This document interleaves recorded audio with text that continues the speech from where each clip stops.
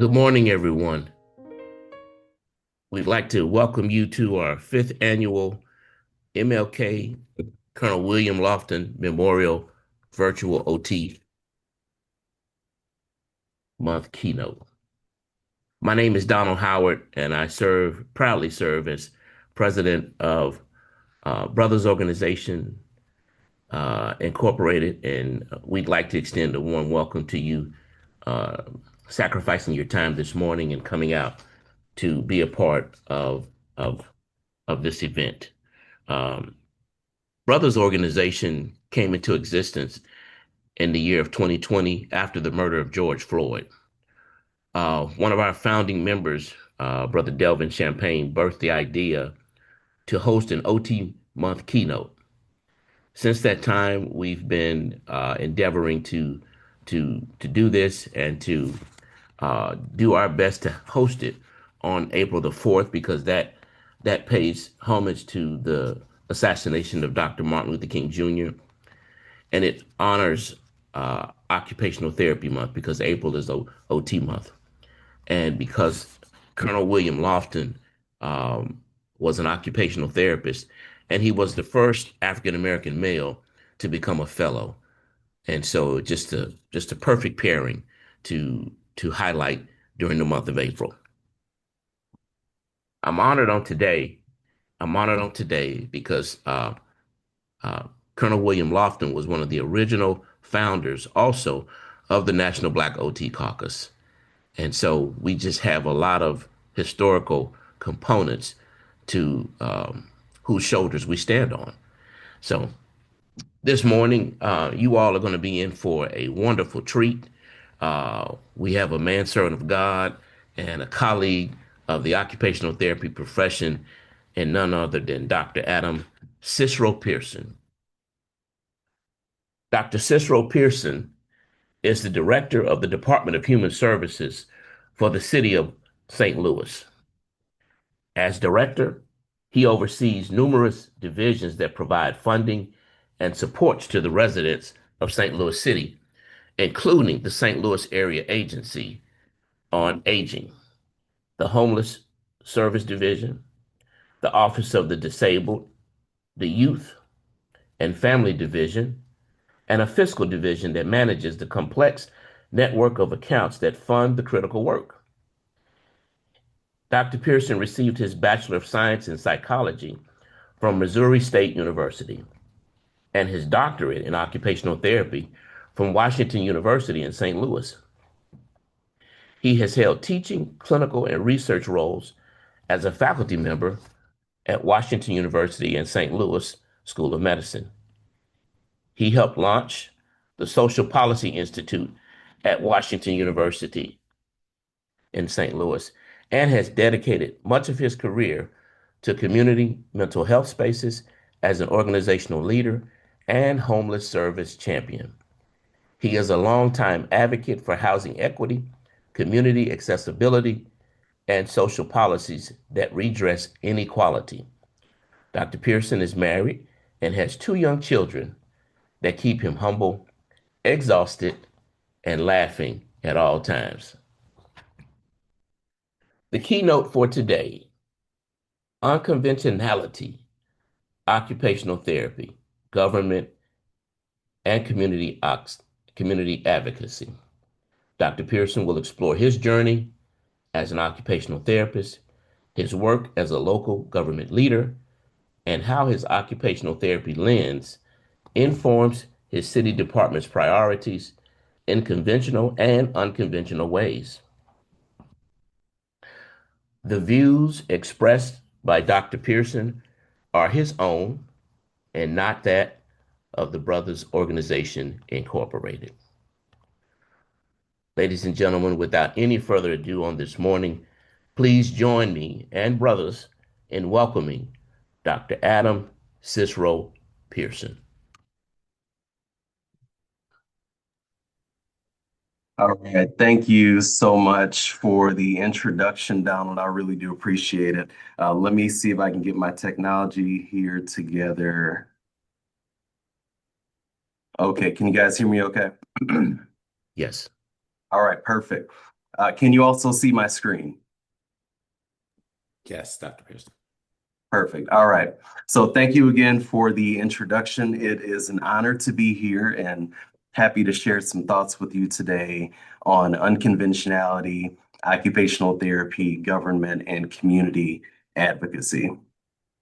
So before I begin with introducing myself and my background, I wanted to first give a shout out to the Brothas organization who has devoted its resources and treasure to reaching and elevating Black men in the field of occupational therapy, whether they are OTs, OT assistants, or students.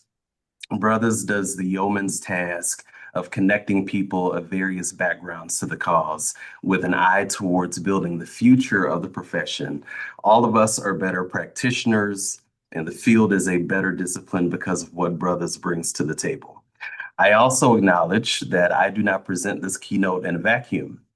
There are many others who came before me, and I want to lift them up and give them recognition. Most recently, Jamar Haggins delivered the 2025 keynote address, where he raised the issues of quality, quality control, and the role of occupational therapy in the improvement of lives nationwide in the context of our healthcare system. Jamar was also recently inducted into the Occupational Therapy Academy by the National Academies of Practice, an honor bestowed on few. So congrats to Jamar. The namesakes of this lecture are Martin Luther King Jr. and Colonel William Lofton Jr. We all know who Martin Luther King Jr. was, a native son of Atlanta, Georgia, a brother, father, husband, and a shepherd to millions in the fight for civil rights, a movement that never ended, contrary to popular belief. We've heard of Brother Martin, but many of us have not heard of Colonel William Lofton Jr. Colonel Lofton was present at the founding meeting of the Black Occupational Therapy Caucus in 1974. He noted the need for more representation of Black professionals in occupational therapy and immediately became involved in the formal creation of the organization. He chaired the committee that developed the initial bylaws of the BOTC, and through his work in national and regional leadership, became the first Black male on the AOTA roster of fellows in the OT profession. Every year, more and more Black occupational therapists enter into the profession, bringing our excellence, our culture, our insights, and our swagger to the field. And it is in part because of what the Colonel did for all of us decades ago. So this is my agenda. What I want to run through is who I am, what my journey has been to get me to where I am today, some of the lessons that I've learned in advocacy in several different spaces, and also talk a little bit about leadership and opportunities that we have as young practitioners, students, seasoned practitioners, and anybody who is interested in engaging in the work. But first, who I am. So I wouldn't be here without my village. My parents, both former educators, taught me the value of asking questions. They taught me the value of seeing the best in others and recognizing my worth in every space that I've been a part of. They, of course, were the outcomes of my grandparents who fed into them the same way, all of them escaping or managing life in a pre-civil rights South where to be Black and gifted was sometimes considered a crime. I'm also here because my wife saw the best in me and encouraged me to strive for excellence wherever I am, even if that meant working unconditional hours. We have two amazing kids who bring me down to earth each day. They see past the pomp and circumstance of this work. And for example, they tell me that my hair looks messy after a TV interview or that my voice sounds like a frog and I need to clear my throat after they hear me on the radio. So thank you, kids, for keeping me humble every day. I've also found community outside of work and home, including a network of Black martial artists who find new and innovative ways to put me in terrible positions every time we hit the mats in jujitsu. So all of this and more makes me who I am today and has driven some of the work that I do. So, a little bit about my journey. I started at Washington University School of Medicine in 2008 in the doctoral program for occupational therapy. I had fully intended to work on pediatrics and brain development because that's what was interesting to me at the time. But after my first year, my interest shifted a little bit, and I fell in love with the idea that I could blend occupational therapy with design and function. Um, and that it was also possible for me to take an approach where I got to look at housing and community accessibility and disability at the same time. Dr. Susie Stark, in her lab that looked at environmental modification and the effects of the environment on individuals with disabilities, really helped to shape my lens about how people engaged in the community. Working with Dr. Stark in her lab still gave me a solid foundation of looking at how external environments and systems impacted people's ability to engage in their daily activities. Along the way, though, I started digging in deeper into community health coursework under Janine Dallas and found myself discovering an even newer interest, which was working with people with severe mental illness out in the community. When I was a second year in OT school, there was a series of news stories about a crisis in Tucker Tunnel. So, Tucker Street runs through downtown St. Louis. It's a pretty large thoroughfare. And underneath that street, there was an abandoned freight tunnel that was used to transport newspapers from the local major newspaper, the St. Louis Post-Dispatch.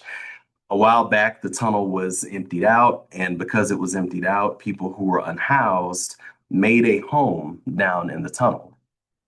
Now, a little bit after that, the city got some money to redo Tucker Street above the tunnel.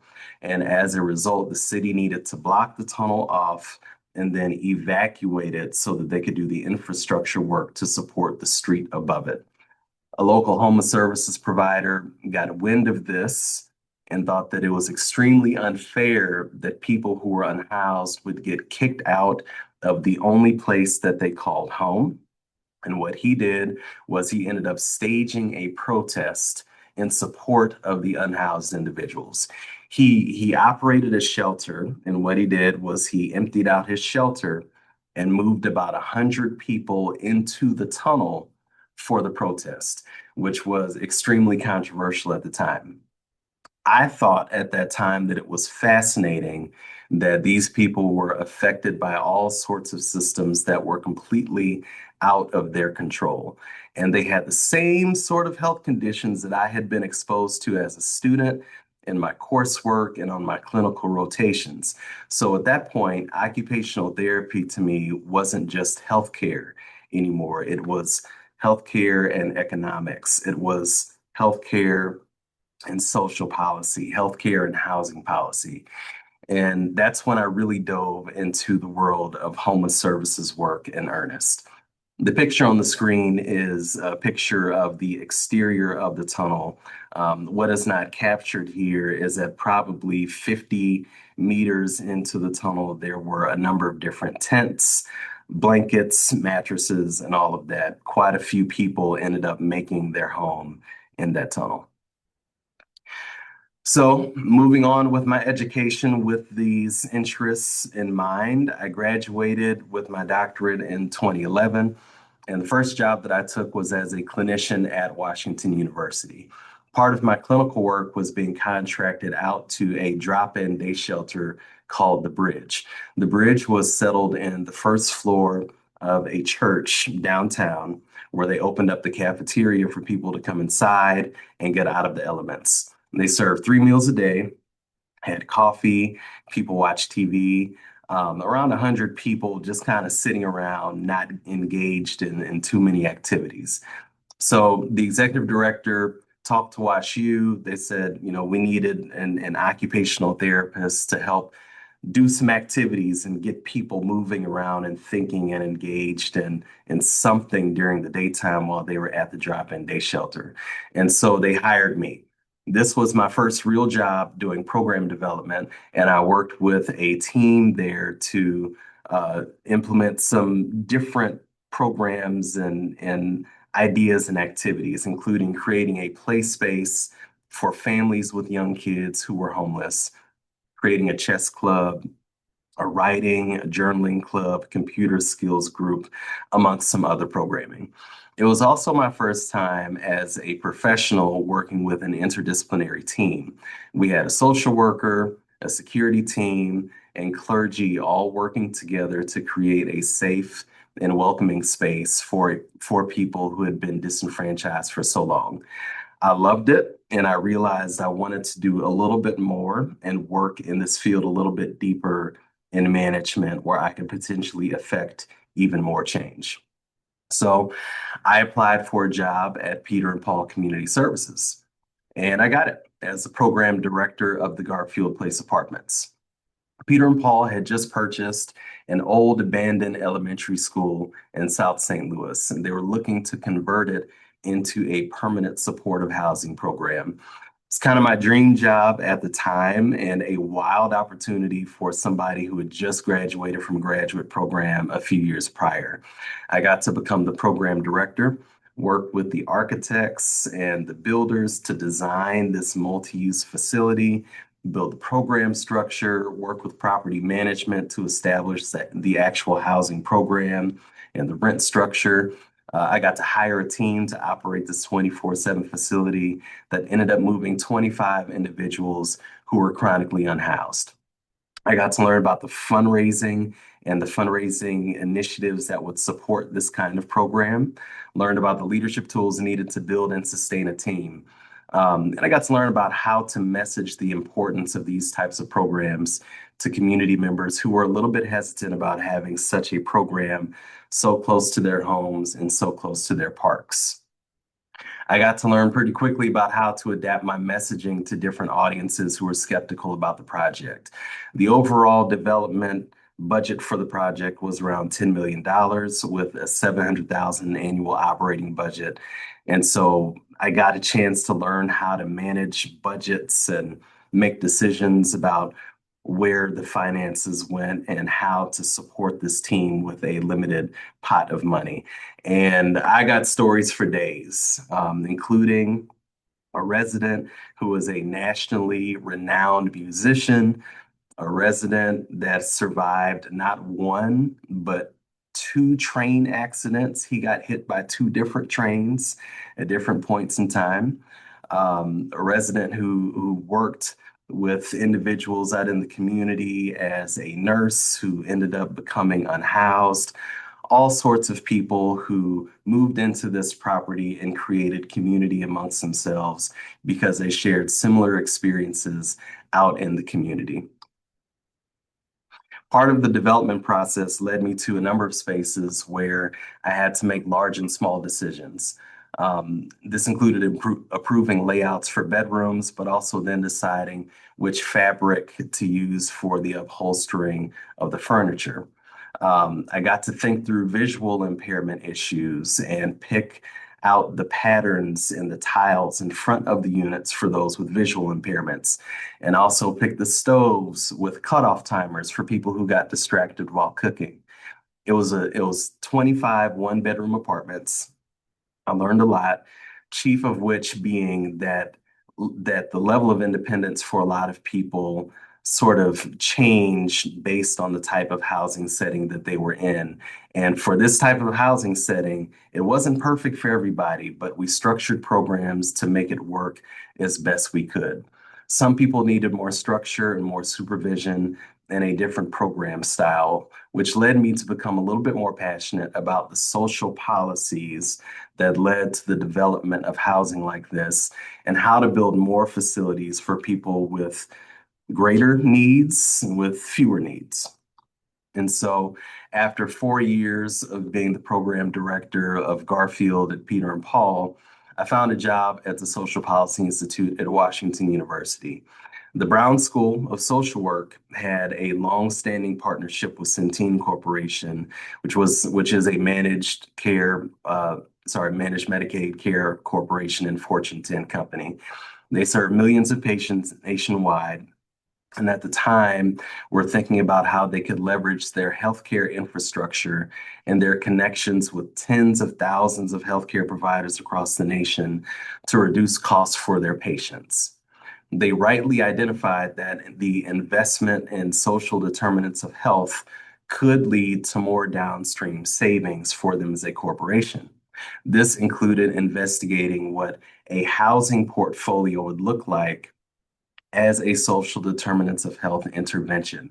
So I was hired at the Brown School, which had recently formed the Social Policy Institute, and I got to be a part of that team to manage the Centene Center for Health Transformation, where with the partnership of Centene and the Social Policy Institute, I oversaw a number of research projects and initiatives nationwide, but also worked with Centene to begin to build their social determinants of health portfolio with an emphasis on housing. This was my first time engaging in leadership type work at an institute, leveraging university resources to help this company make decisions about national programs. And at that point, I really got to see what the coordination of national projects look like, and probably more importantly, how large businesses made decisions about initiatives.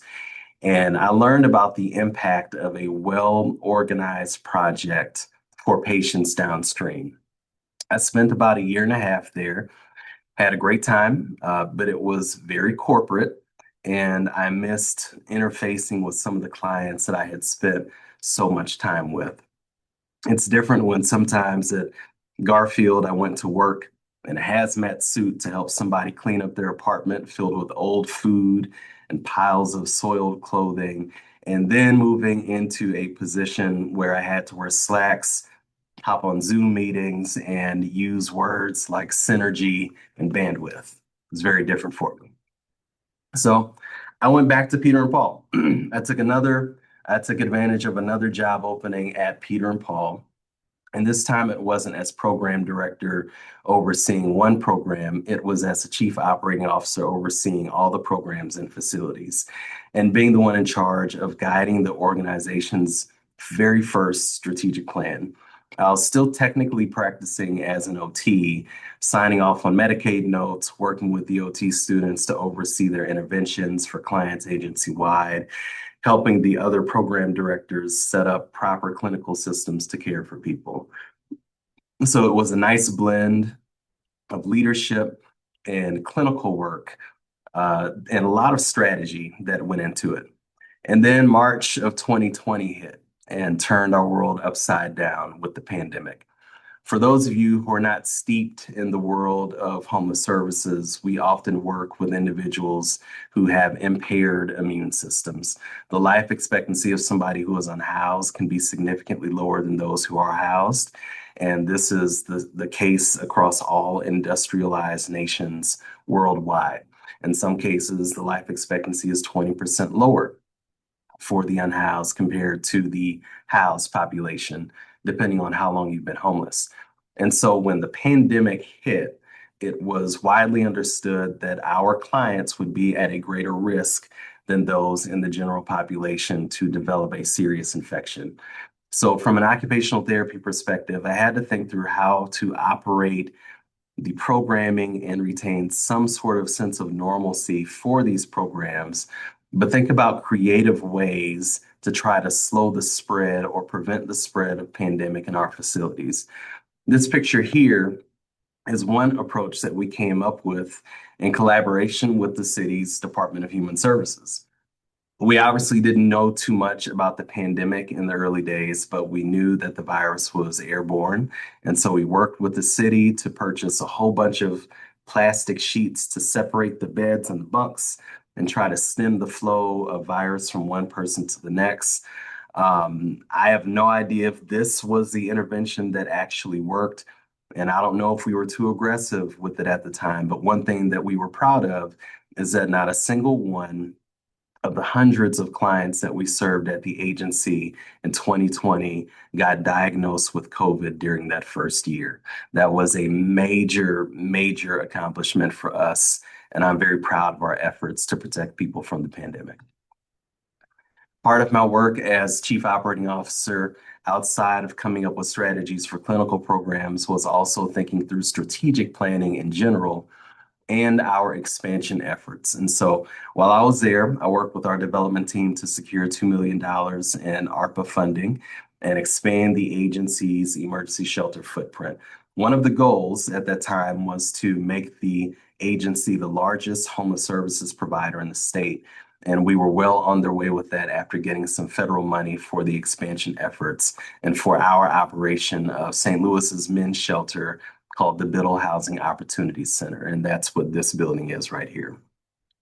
A lot of the strategy work depended on me making a lot of connections to community members, learning about funding mechanisms within the state and local government, and then working with aldermen who were a bit hesitant about creating shelters and funding shelters, but also recognized that there's a huge need that was not currently being completely filled in full by the homeless services system. And so along the way, as we grew and expanded, I caught the attention of then Mayor Tashara Jones, a brilliant woman who was executing a highly progressive agenda at City Hall. She understood the value of occupational therapy, understood that I had clinical experience working with a variety of populations, and knew how to speak to diverse audiences. And so for the time coming when the direction or when the opening for the Department of Human Services director popped up, she called me and she made an offer that I could not pass up. And so just a few pictures from that day. On the left is my kids standing in the rotunda after watching me get sworn in. In the middle is me signing the register's book after I had taken my oath of office, and that's a picture of my family after swearing in. The woman on the left is Tashara Jones, former mayor. So let me tell y'all a little bit about the Department of Human Services. So we have a number of different divisions, as was highlighted before by Donald. We have an administrative office that includes me, our deputy director, a few other team members, including communications, public information. And then we have the Office on the Disabled, which serves as the city's ADA coordinator, the Americans with Disabilities Act coordinator. The charge of the Office on the Disabled is multifold. Number one, it is to enact what is called the transition plan.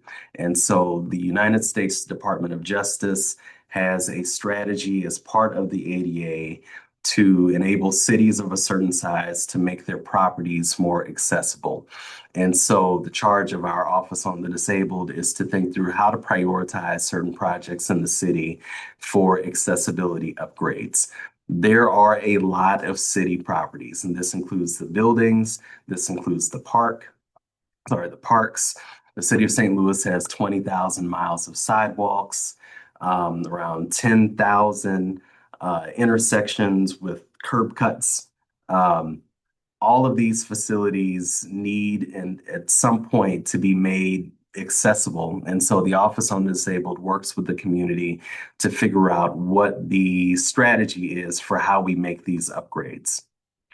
The St. Louis Area Agency on Aging serves as the city's primary clearinghouse for senior resources.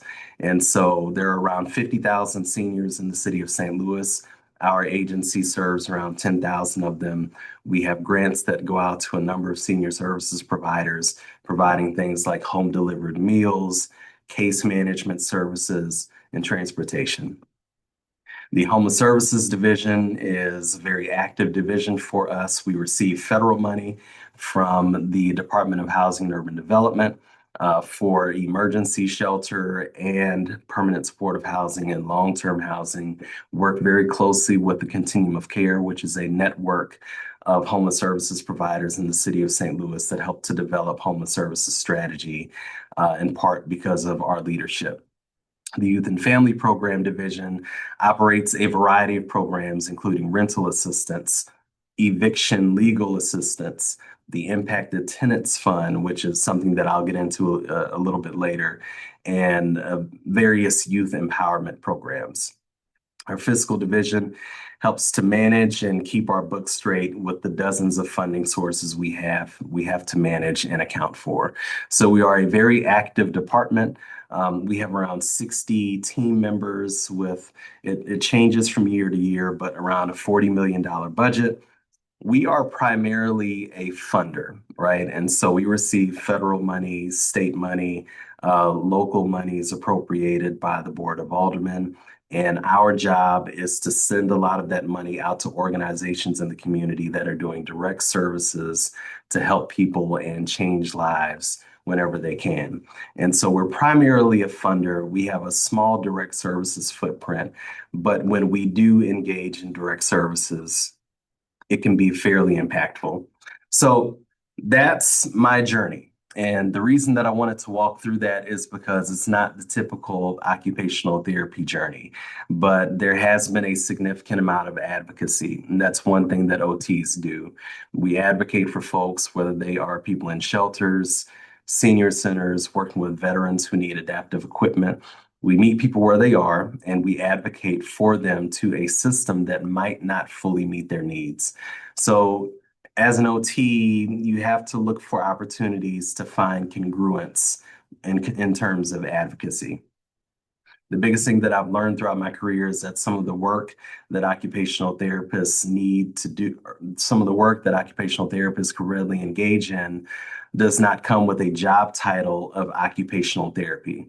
Some people would disagree with this, but I believe to get to where you want to be, you need one foot in the door. And sometimes what that means is taking a position that looks a little bit different than what you imagine for your occupational therapy career. But once you get a foot in the door, but you can get a foot in the door and then begin to grow the occupational therapy footprint where you are. I've also learned that in my roles, that performance of daily activities does not occur in a vacuum. All of our daily activities, in some way, are driven by policy and systems. Can't afford medication, your gas is getting shut off, inability to walk up the stairs to get to the court appointment. These are all systems that impact people's daily lives, and all systems are driven by politics at all levels. So there are a couple of points of advocacy that I wanted to bring up, shaped by some of the work that we did at the Department of Human Services. These couple examples are about seniors. So I think we have a couple of St. Louis folks on the phone call, and so you guys might be familiar with some of this. But one advocacy and organizing project that we engaged in was the Northview Nursing Home Crisis. The owners of the city's largest nursing home had difficulty paying their staff. So on one extremely cold day back in December of 2023, staff were notified by management that they were not going to get paid for that pay period. That was after not being paid also for previous work. And as a result, most of the staff walked out, which left 170 residents with subacute and various healthcare issues left in a large facility without any support or staffing. Our St. Louis Area Agency on Aging team was notified of this. Annalisa Stover, our manager of the SLAY team, was notified, and within an hour, she was on site calling leadership around the community who worked in the area of senior services. She was connecting with seniors. Our partners were connecting with seniors, engaging service providers across the city, and calling nursing homes throughout the city and Illinois to coordinate transfers for these individuals. One of the things that I was really blown away by was how quickly some of these nursing homes answered the call. Many of these nursing homes only had a few openings, and there's a lot of competition for some of these beds, but the nursing homes answered our pleas to help get some of these folks transferred. And so we worked with 14 different nursing homes throughout the city of St. Louis and Southern Illinois to receive these clients. It didn't stop there. Many of the residents ended up leaving behind items when they were forced out of the building. And after the building was abandoned, there was unfortunately widespread looting. And so, as people were being placed in the nursing homes, they didn't have a lot of their personal belongings because they couldn't go back to get them.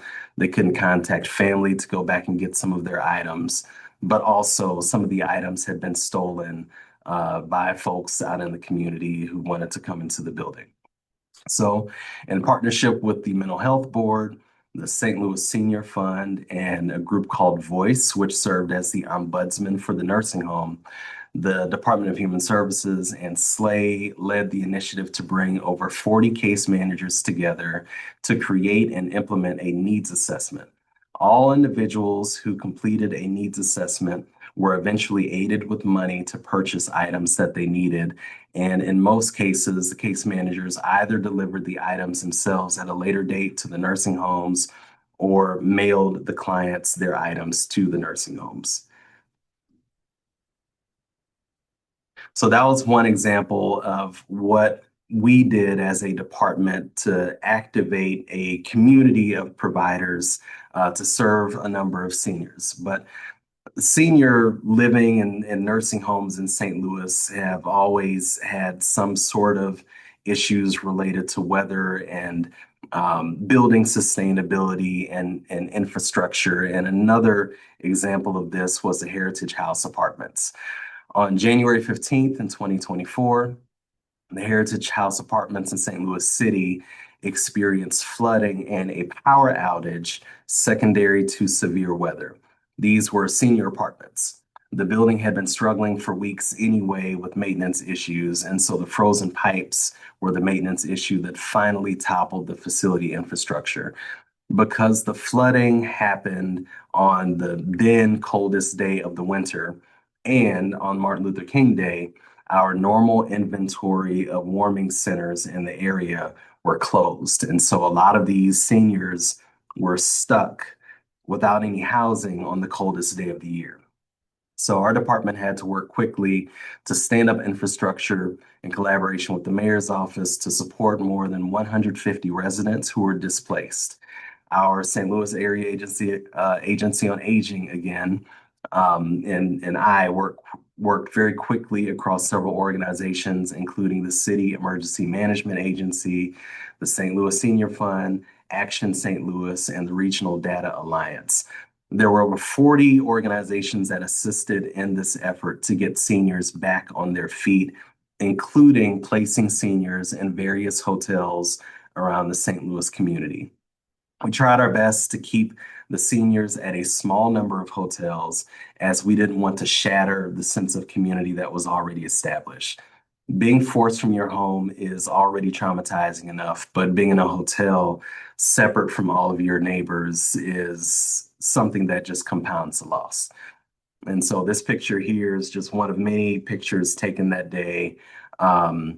And highlighted in the media about various maintenance issues in the building. There was water coming down the walls, pipes that had burst, widespread flooding throughout the building, no power. It was a pretty large crisis. So our interventions designed for this project were based on assessment, identifying the needs of the community members. And so we had to figure out what the residents' strengths were, what the capabilities were, their assets to find housing. And based on that assessment and capacity understanding, we had to develop an array of interventions that supported seniors based on their individual needs. What we realized is that in the chaos of the move, many residents had lost their medications or didn't have access to their medications anymore. And so we needed to think through what a partnership with pharmacies looked like and delivering medication to folks in hotels.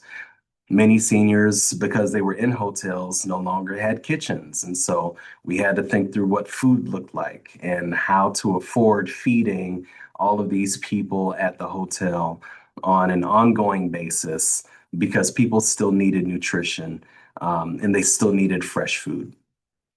People also needed access with transportation. And so we had to figure out what those needs were. Some seniors picked up their kids from school. And so, because they were in a hotel in the county now, they had to think through what transportation looked like all the way to the city where they would be picking up their grandchildren.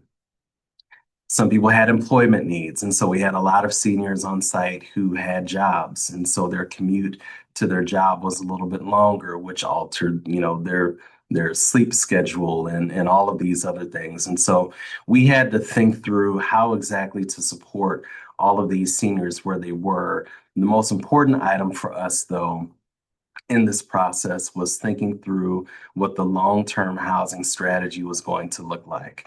And so we developed a housing fair for all of these displaced residents.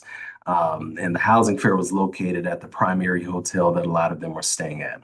This was another one of those moments where the community really came together.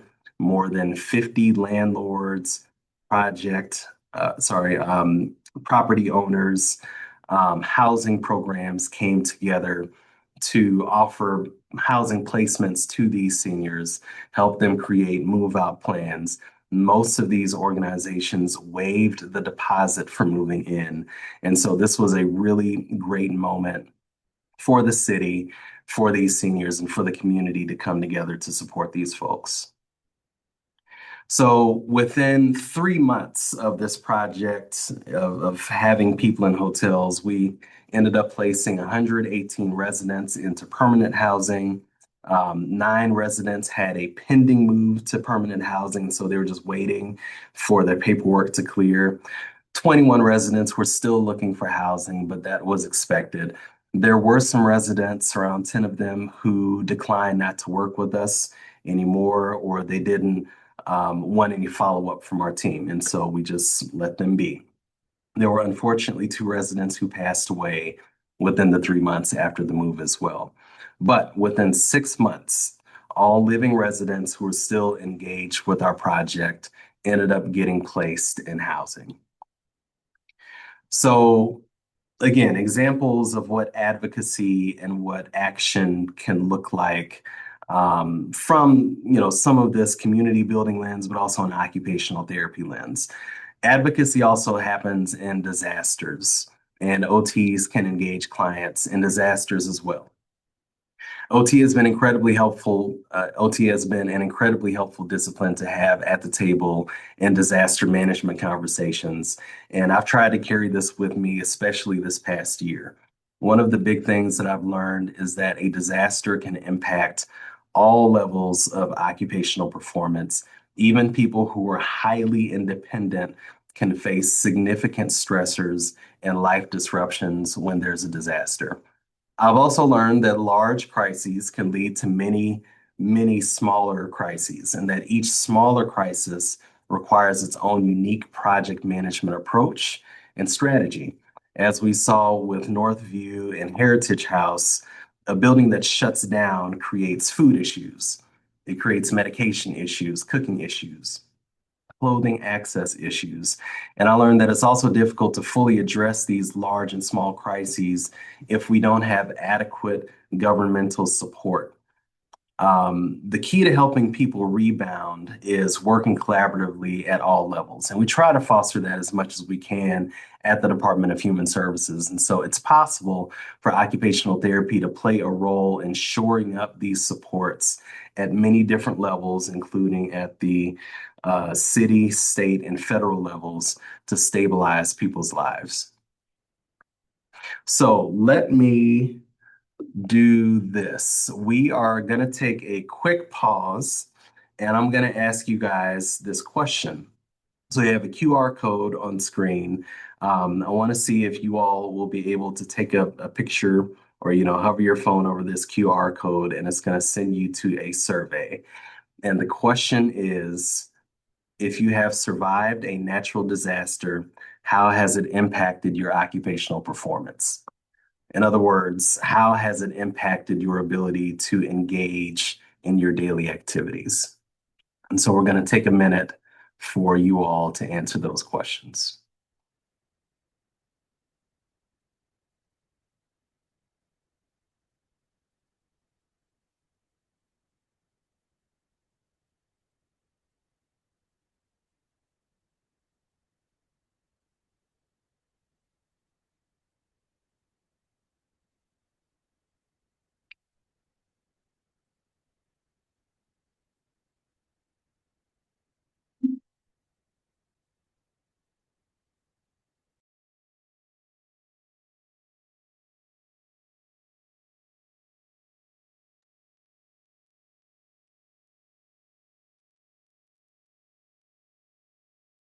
Okay. It seems like most of you are done. I want to see if I can share a different screen.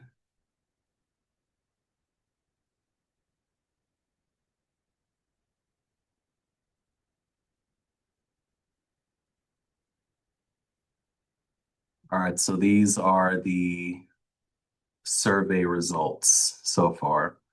So six of you have indicated that my occupations and occupational performance was significantly impacted by a natural disaster. Three of you so far have indicated that my occupations or occupational performance was slightly impacted. One of you said that my occupations or occupational performance was not impacted at all. And so there can be a widespread sort of view about how disasters can affect people on a day-to-day basis. I can leave that poll up for a second just in case people still want to add some data to it, but I am going to go back to my PowerPoint.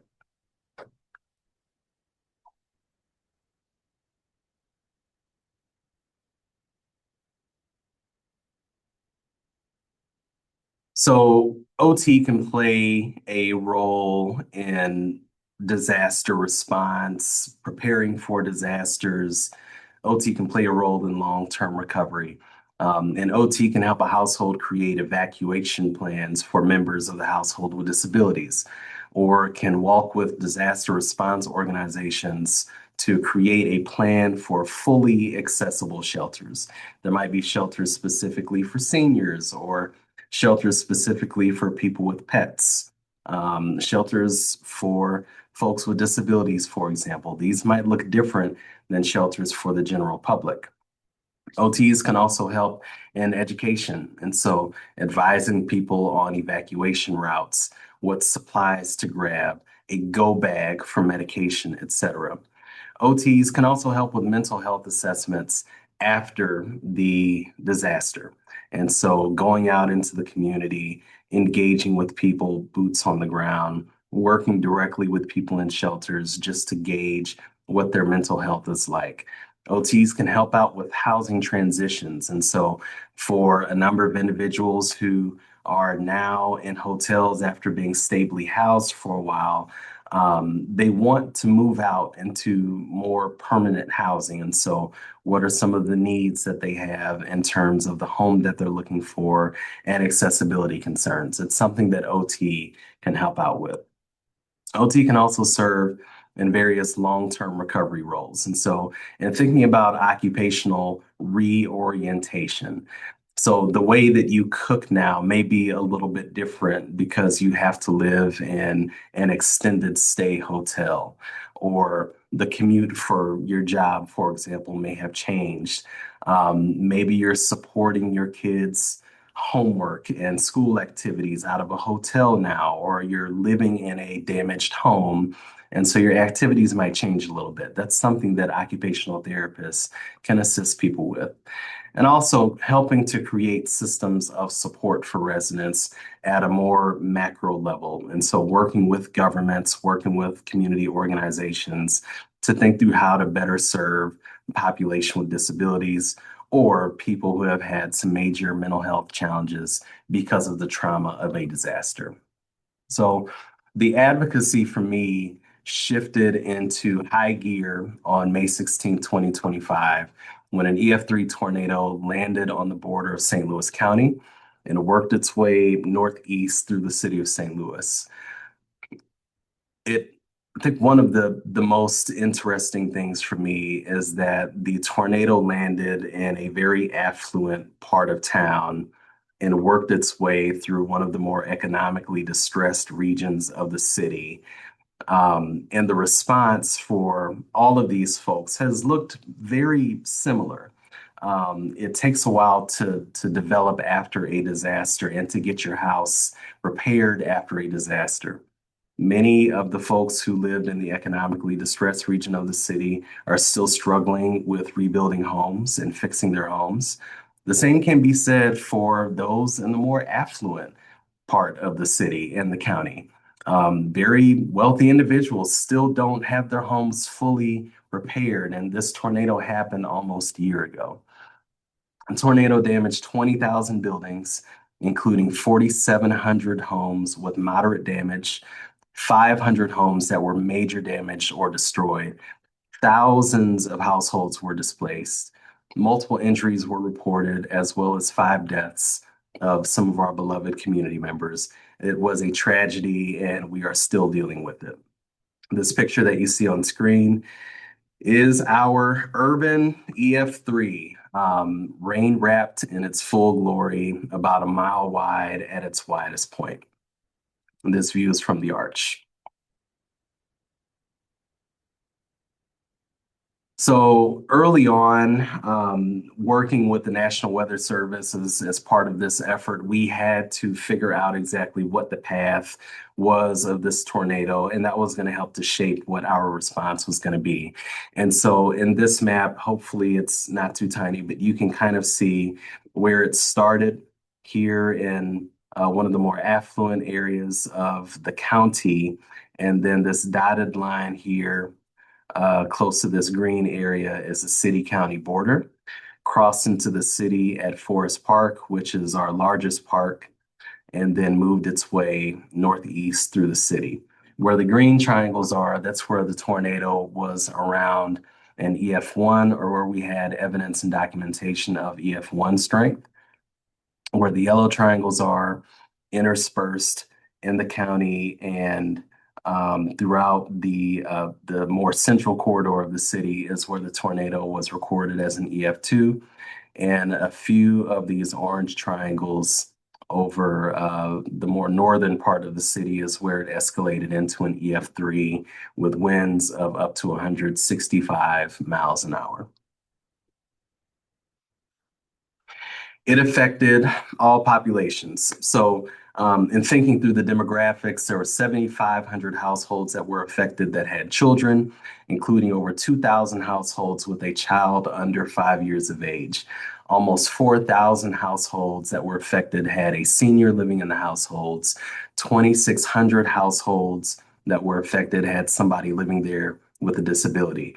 What made matters worse was the economic picture. So there were around 6,000 households without any homeowners or renters insurance. These were compounded crises, one on top of another. So these are just some of the pictures after the tornado. We see a lot of homes that had roofs completely taken off, homes that had all of their windows shattered, walls that were completely destroyed, some walls left standing after most of the home was destroyed, overturned trees, and a number of businesses that were also destroyed as well. Clearly, the damage was immense, and if you've never been in a natural disaster or a major disaster, it is hard to describe the scale and scope of it. So we had our work cut out for us, for sure. The sense of urgency that carried our response in the early days was due to the fact that we had strong partnership with the state emergency management infrastructure, but not FEMA. Back in 2011, for example, there was a massive tornado that touched down in a town in southwest Missouri called Joplin. It was a major disaster causing around $2 billion in damage. Then President Obama signed the emergency declaration to deploy FEMA the very next day. After our disaster, we had to beg the federal administration to approve our request. It took 25 days for St. Louis City to get FEMA approval.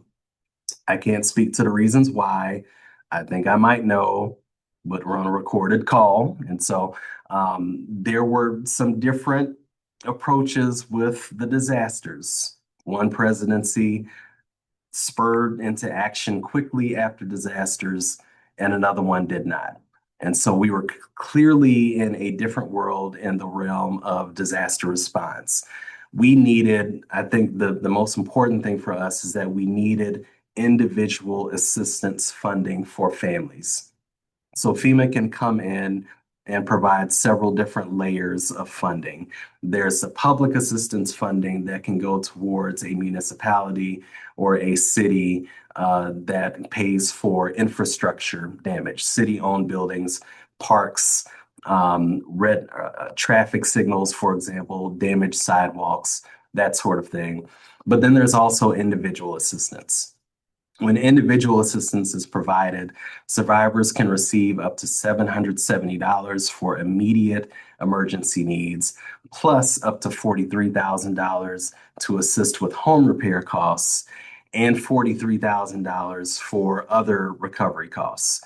But we had to wait on FEMA, and the city had to float some of this financing for infrastructure to help the needs of the resident.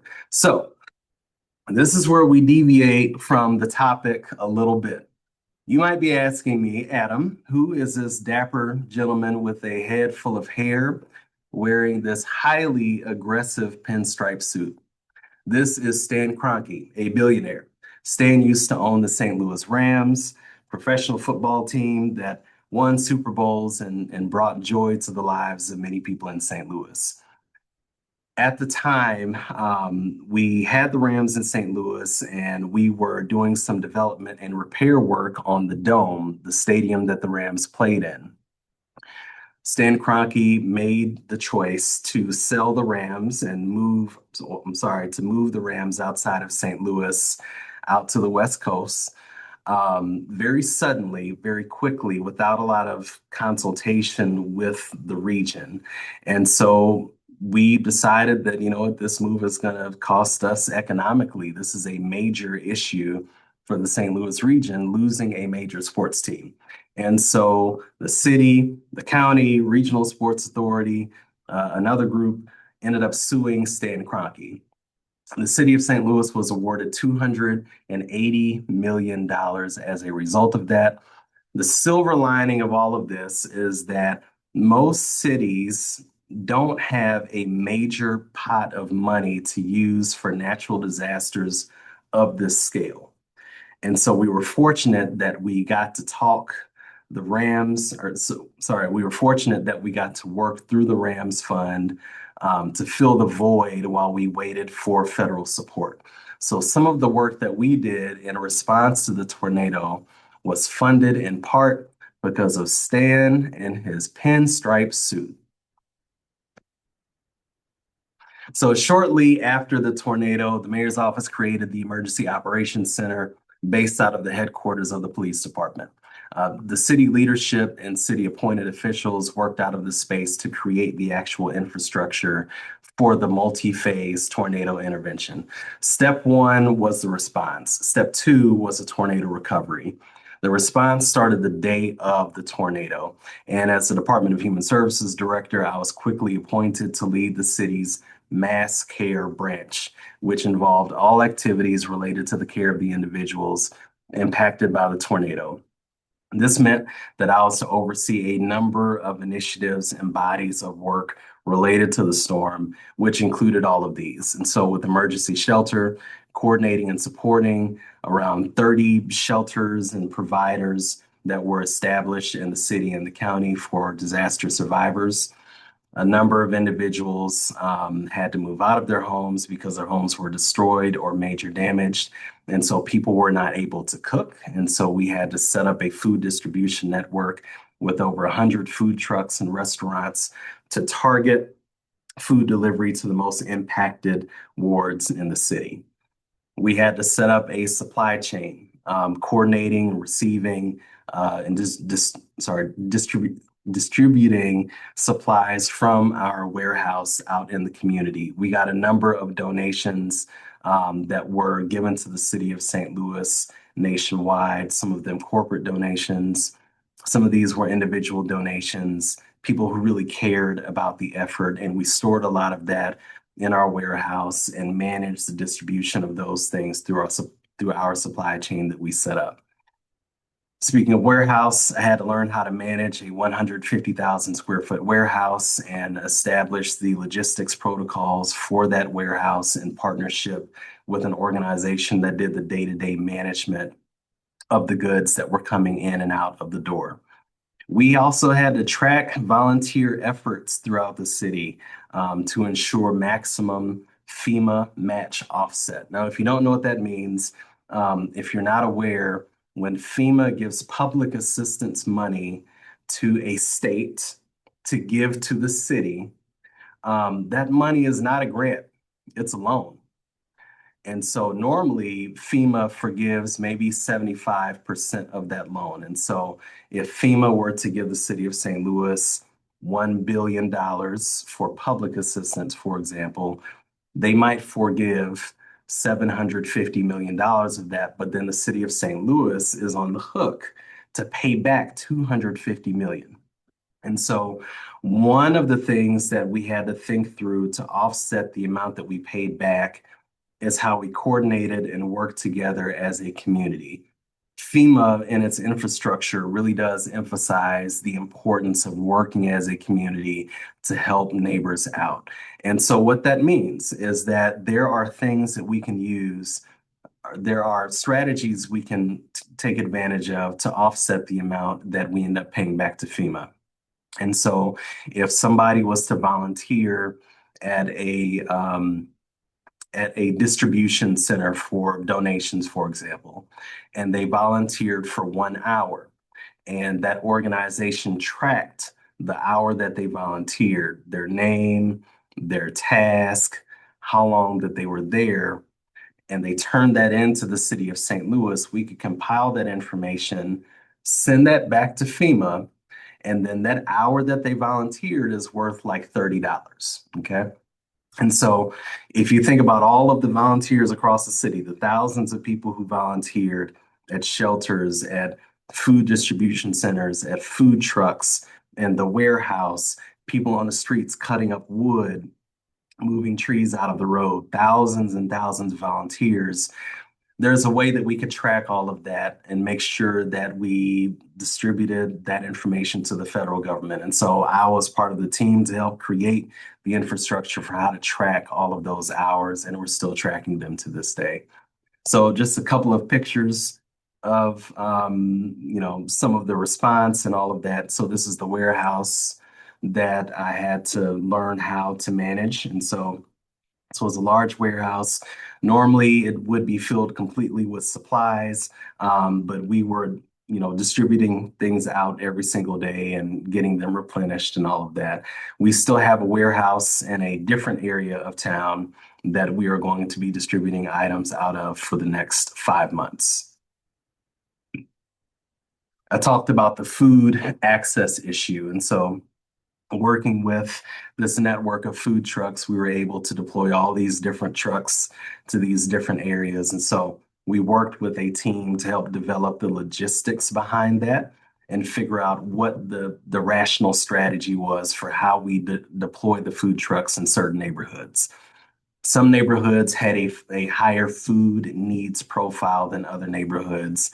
And that needs profile was dynamic and it was always shifting. And so we had to stage the food trucks in a way where we were meeting the real-time needs of folks on the ground. We also worked with around 50 organizations to create a disaster assistance center. We needed one centralized location where survivors could come in and get connected to FEMA whenever they came in town, the Small Business Association, the American Red Cross, and dozens of other organizations that were providing assistance.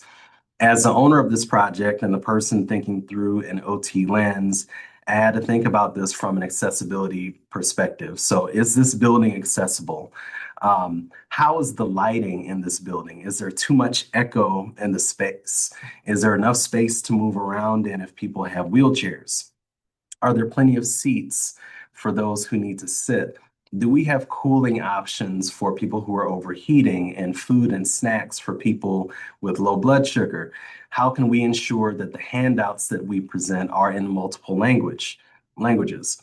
And so we ended up working with St. Louis University and the Chaffetz Arena, and here we are evaluating the space for the Disaster Assistance Center. We even created a corporate partnership with Uber where people received a special code to get free transportation to and from the Disaster Assistance Center and disaster resource centers. Within the first 3 months alone, Uber partnership had transported over 330 households to disaster resources completely free of charge to the residents.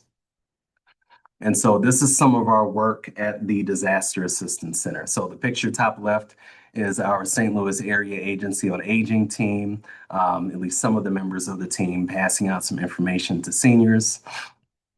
We had, every morning we had a meeting to talk through the efforts of that day, how many people signed up, how many people were expected to come in. We had a conversation about logistics just to prepare everybody. Top right is me sort of, working with the troops and talking some positivity into the morning meeting. Bottom right is a perfect encapsulation of how all of us in this DHS infrastructure and ecosystem were engaged in some way. The gentleman on the right side is Ryan Sheehan. He's my public information officer who does communications for DHS. He was there every single day, helping people find the booths that they needed to go to, helping to pass out literature, talking with people on the sidewalk, educating them about the Disaster Assistance Center, really being a boots on the ground support for what we needed those days. So the Disaster Assistance Center assisted over 7,600 people in a span of 3 weeks. And so we created a heat map based on where the people were coming from into the Disaster Assistance Center. And so as you can tell, the red and very bright areas were the areas that were highly affected by the tornado, where we got the greatest concentration of people coming into the Disaster Assistance Center. This blue shaded area that starts at the bottom left and goes to the top right is the actual path of the tornado through the city. Some of these gray dots were individuals that took advantage of the Disaster Assistance Center. There were some other straight line winds that came with the tornado. And so there were some other people impacted by the tornado in some ways, even if they weren't directly in the path of the tornado. But ultimately, you know what? This was a disaster assistance center, meaning that we had a number of different resources in the community for people who needed help. And so if you didn't live in the zone, it's not like we were going to ban you from coming. We wanted to make sure that people got help, that people got resources for what they needed. So part of this work was also doing a lot of messaging into the community, a lot of recruitment, a lot of education for folks, making sure that people knew about the work that we were doing, had a number of people show up. It was a very successful initiative. Whenever FEMA came in town, after that 25 days of us asking and begging, I helped the recovery office establish the disaster resource centers across the zone. Again, thinking about proximity to the disaster, accessibility, and cooling options, since we were well into the summer at this point. FEMA, when they came in town, they deployed a number of staff. The staff were remarkable. These are individuals who are active in all disasters, working with people, meeting people where they are. The actual FEMA staff that had the boots on the ground were absolutely phenomenal. They completed over 15,000 home inspections and ended up distributing 50 million in individual assistance to over 9,000 households. These pictures here are pictures of our disaster resource centers. And so the building top right is a building owned by what's called the Urban League of St. Louis. And this building was damaged by the tornado, but we wanted to make sure we had at least one building in the zone that was large enough to accommodate hundreds and hundreds of people throughout the day to provide services in. Where we didn't have a building that was appropriate for it, FEMA set up these tents to where people could come in. They were tempered, and so they weren't hot or anything, and they were wheelchair accessible. And so FEMA did work with us quite a bit to make these as accessible as possible. What we realized immediately after the storm was that we needed to figure out exactly what the needs were. An organization called Action St. Louis already had boots on the ground like minutes after the tornado and had already started asking people questions. And so we partnered with them to expand the question set build some additional infrastructure from the city to support the mass deployment of the survey, and work with dozens of city agencies and departments to deploy it alongside Action and their team in the zone. The end result was that we ended up distributing the survey to 10,000 people, had received more than 10,000. We received responses from 10,000 surveys. Um, in the days after the storm, some of the needs had changed, and I can talk about some of that a little. But 1,000 people indicated that they needed immediate shelter and housing placement. 200 needed crisis counseling needs, or 200 needed crisis counseling. 2,500 people had immediate food needs. I highlighted these because these are the things that I believe occupational therapy can play an especially strong role in the movement of strategy after a disaster. And we could talk about some of these a little bit. So from an OT perspective, this data was critical. It helped us to identify where the major gaps were, what resources would be necessary to get households more stabilized. And so this is the question response set for the people who needed immediate housing and shelter. And so in the days after the tornado, this first week, around 300 individuals indicated that they needed emergency shelter. That next week, there was a completely unique set of people who answered this question. Around 400 people indicated that they needed shelter. This week, June 1st, June 8th, the numbers dropped down a little bit. What we see here in this gap is this is when a lot of the disaster emergency shelter programming stood up. The partnership with the Urban League stood up. They were able to offer hundreds of families hotel vouchers. And so we were able to meet the need while people indicated that they had the need. And so we rapidly responded to scale our response based on what the need was. For health, again, thinking through the crisis counseling in the few days right after the tornado, we had just under 40 individuals say that they needed crisis counseling, that they had some mental health issues. That next week it had gone to over 60, and then it sort of decreased from there. Based on this, our Department of Health worked very quickly with FEMA to activate the crisis counseling program, where we had crisis counselors come into the city to provide some mental health work. They are still here. And so we're able to get them in based in part on the data that we received from this survey. Food was a constant need. And so we talked about the network of food trucks. Clearly, people need to eat. We have a lot of families with kids that no longer have a consistent food source. And so through the surveys, we realized that this was a constant need that we needed to continue monitoring. So again, the days right after the tornado, 800 families indicated that they needed food. The week after, almost 1,000 more families indicated that they needed food. All of these are unique survey respondents. And so we had a lot of need in the community for that.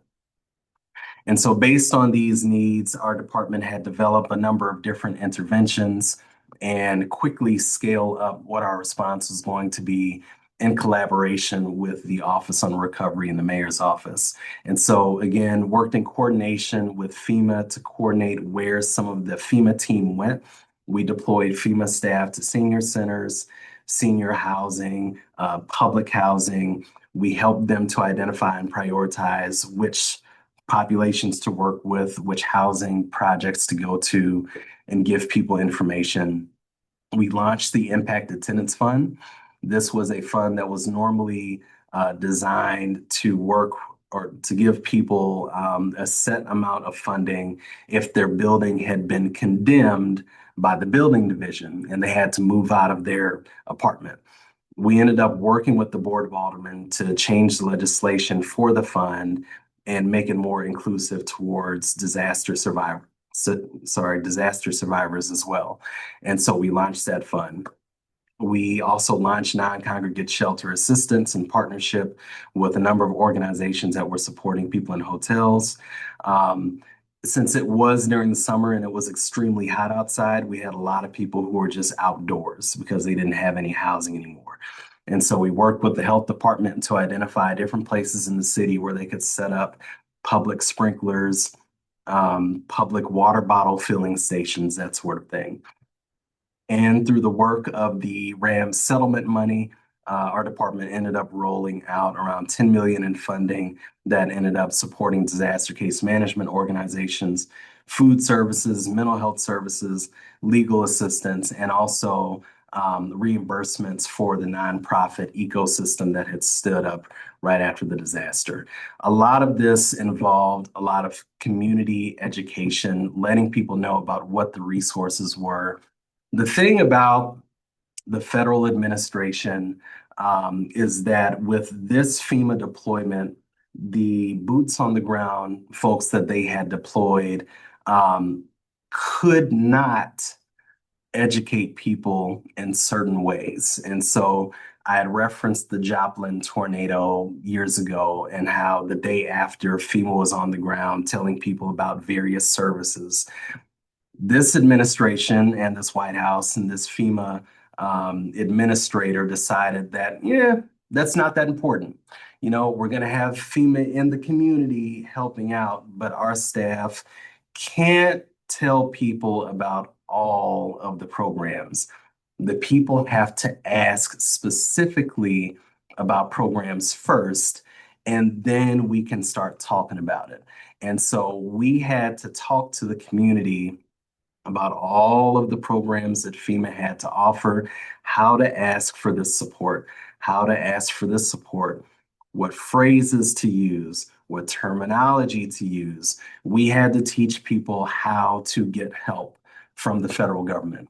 And so that involved communication at a lot of different levels, working with the mayor's office, working with the comms team, our team putting out a lot of flyers, spending a lot of time in senior centers, nursing homes that were impacted, and walking through and educating them on the types of FEMA support that they could eventually get. So, you know, clearly there's a role for OT in these spaces. And even though I'm not necessarily practicing clinically as an OT, there are some OT footprints in a lot of what we did, making the response more accessible for folks, making sure that we adapted an approach to meet people where they were based on what their needs were. This advocacy shifted into this past winter. So we had the tornado in the spring, made it through the summer, and then winter was quickly approaching. And so normally the winter is hard anyway in terms of homeless services, but for this past year, it was even more complicated. We realized that we needed to take a different approach to providing shelters, so we created the Code Blue project. One of the underlying assumptions that we had for how we were going to prepare for the winter was that the beds that we currently had as a city for emergency shelter would not be sufficient. And so normally we have 400 permanent emergency shelter beds that we fund throughout the year.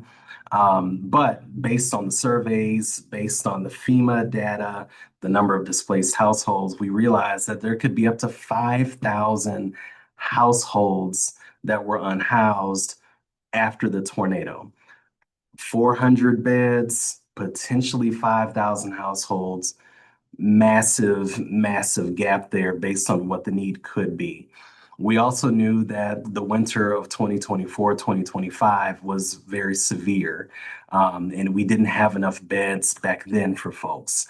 And so we wanted to make sure that we accommodated for this as we scaled up a right-sized winter strategy. And so what we did that was a little bit different this year than it was in previous years is that we worked very closely with the National Weather Service, all of the city departments to create a winter tabletop meeting where all of the departments got together and workshop strategies for how to deal with cold weather. So again, this is some of my team that is talking at this meeting. We ended up going out to several different encampments, identifying what the needs were, meeting folks in the disaster zone who were still unhoused and had not found shelter, trying to identify how many people actually needed shelter. We also realized that we needed to accept that our current infrastructure and approach to homeless services had to be scaled up quite a bit.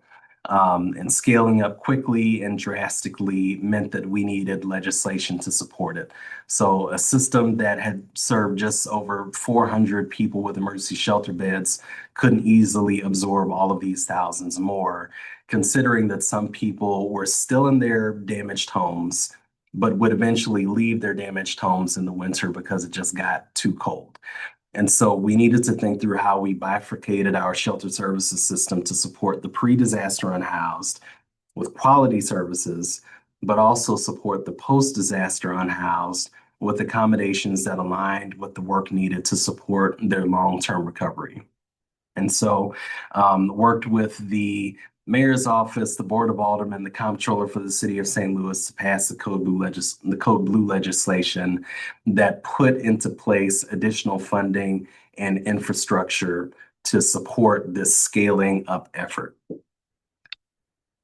So this Code Blue meant that we were pulling in members of the city government, members of the homeless services community, by state development, which is our regional transportation provider, and dozens of community partners who supported the effort into the room to talk strategy about how exactly to scale shelters to meet the need, how to provide transportation in the community for people who needed transportation in the disaster zone and outside of the disaster zone. Some people needed some special assistance getting to shelter. And so we set up that partnership with Bi-State to make sure that we had shuttles running whenever the temperature dropped to a certain threshold to get people into shelter.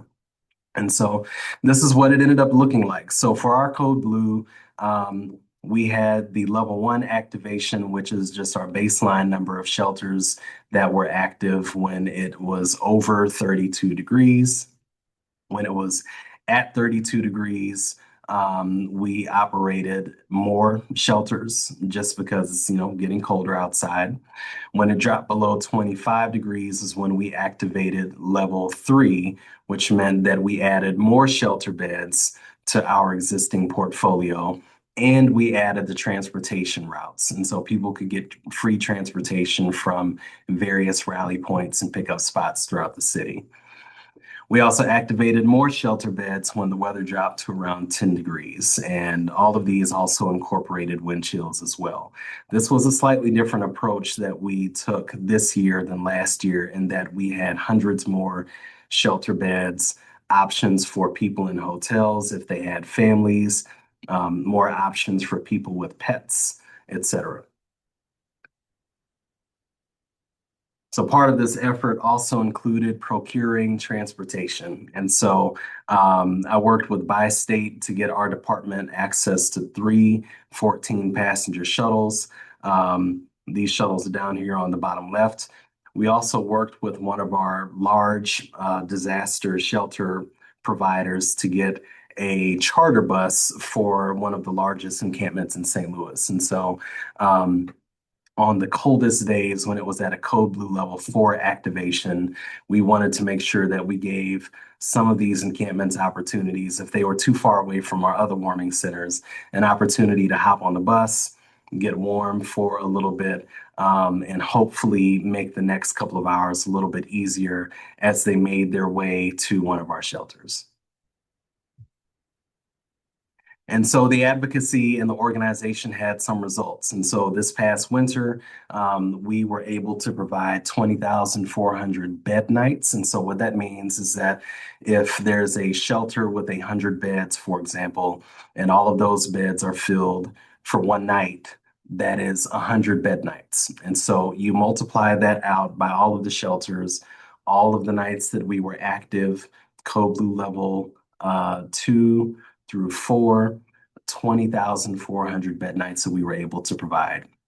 We had 1,022 shuttle riders around the city that were able to get transportation to shelter. We had 11 emergency shelters open up. Level two, we experienced 15 days of activation, 29 days at level three, and on our coldest days of the year, we experienced 7 days of activation. This picture is some of our volunteers and security team that were helping to staff one of our shuttles for the warming bus. So in the process of creating advocacy strategy, you have to ask yourself why and who are you serving? How do you want to serve them? A lot of us are driven by this idea of occupational justice, especially in terms of advocating with major partners such as the federal government.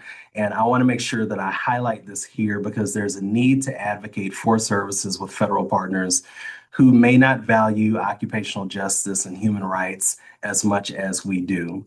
And so I spent a lot of time this past year thinking about occupational justice and advocacy. So a couple of different definitions of occupational justice that I've used.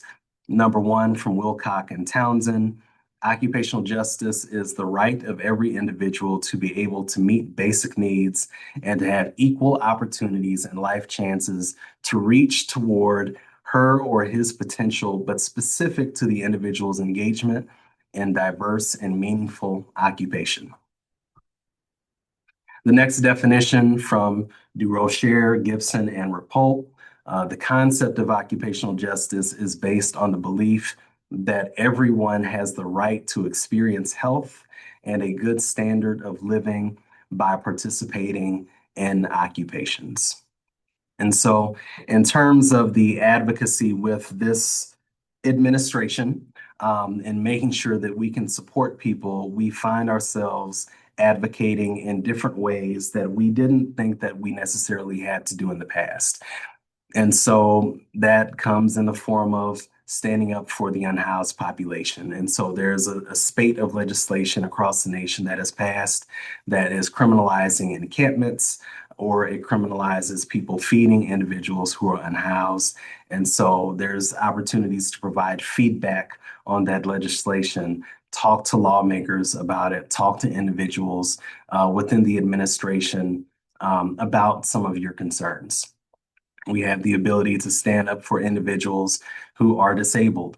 And so if there's an administration that does not really value the contributions of individuals who are disabled, we advocate for the enactment of the ADA, for the enforcement of the Americans with Disabilities Act, and talk loudly and aggressive about community accessibility and make sure to bring people who are disabled into the conversation. There's an old phrase from the disability rights work back decades ago. I think there's nothing for us without us. And so we want to make sure that some of their voices are elevated in the conversations as well.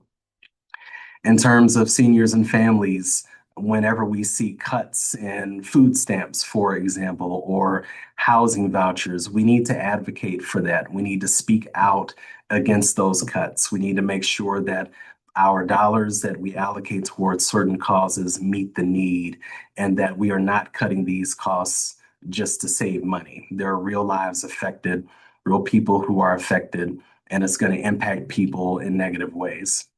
Standing up for new Americans and immigrants. We are the Department of Human Services, not the Department of Citizen Services. And so if there is a need in the community, we strive to meet that need when it comes to providing food to individuals who may not be documented.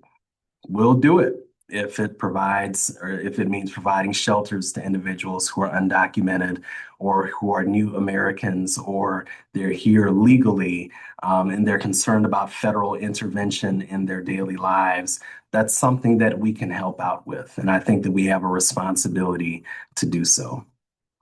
And so there are some different opportunities that we have.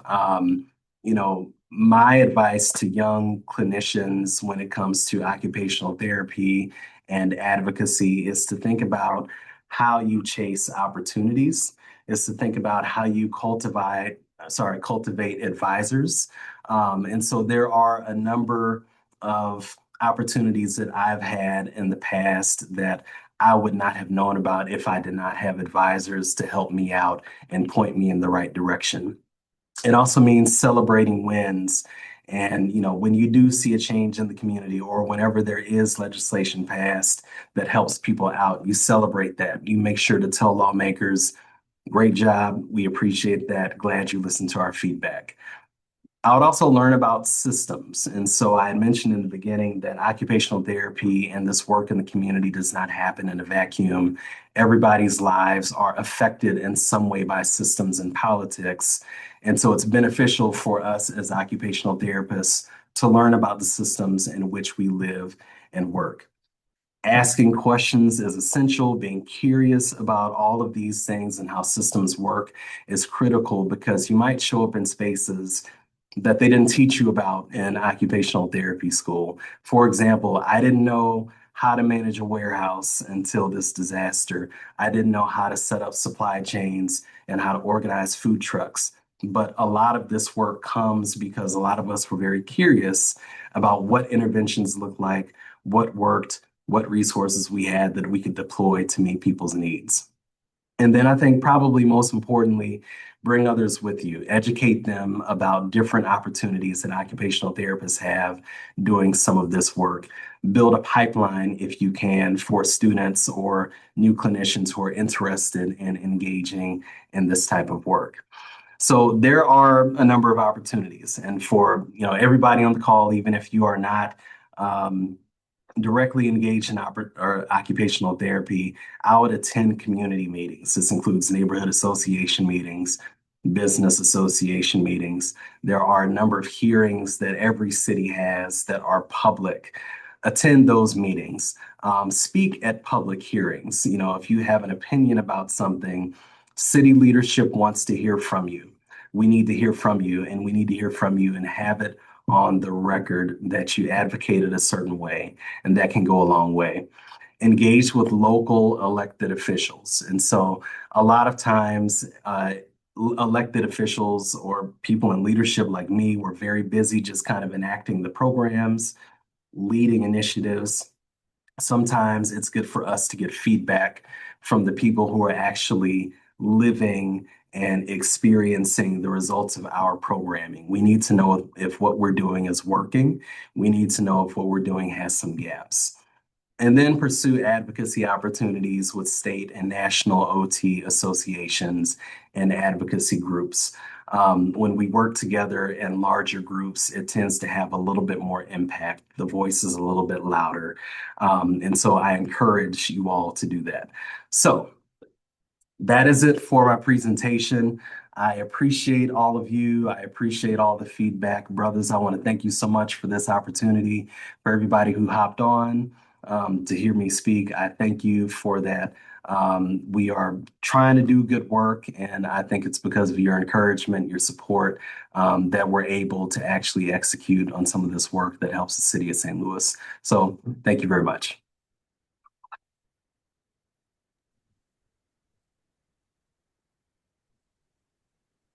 Dr. Pearson, we'd like to thank you for the outstanding job that you're doing in the city of St. Louis and for the wonderful presentation that you shared of all the many things that you're doing to address um, catastrophic needs that have affected St. Louis.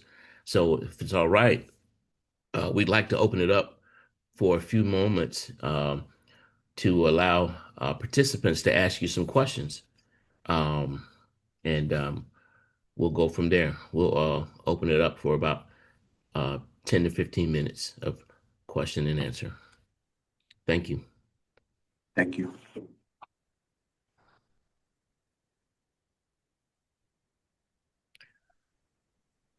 Are there any questions from our participants today? There are. This is Selena Washington, Dr. Pearson. That was a wonderful talk you gave.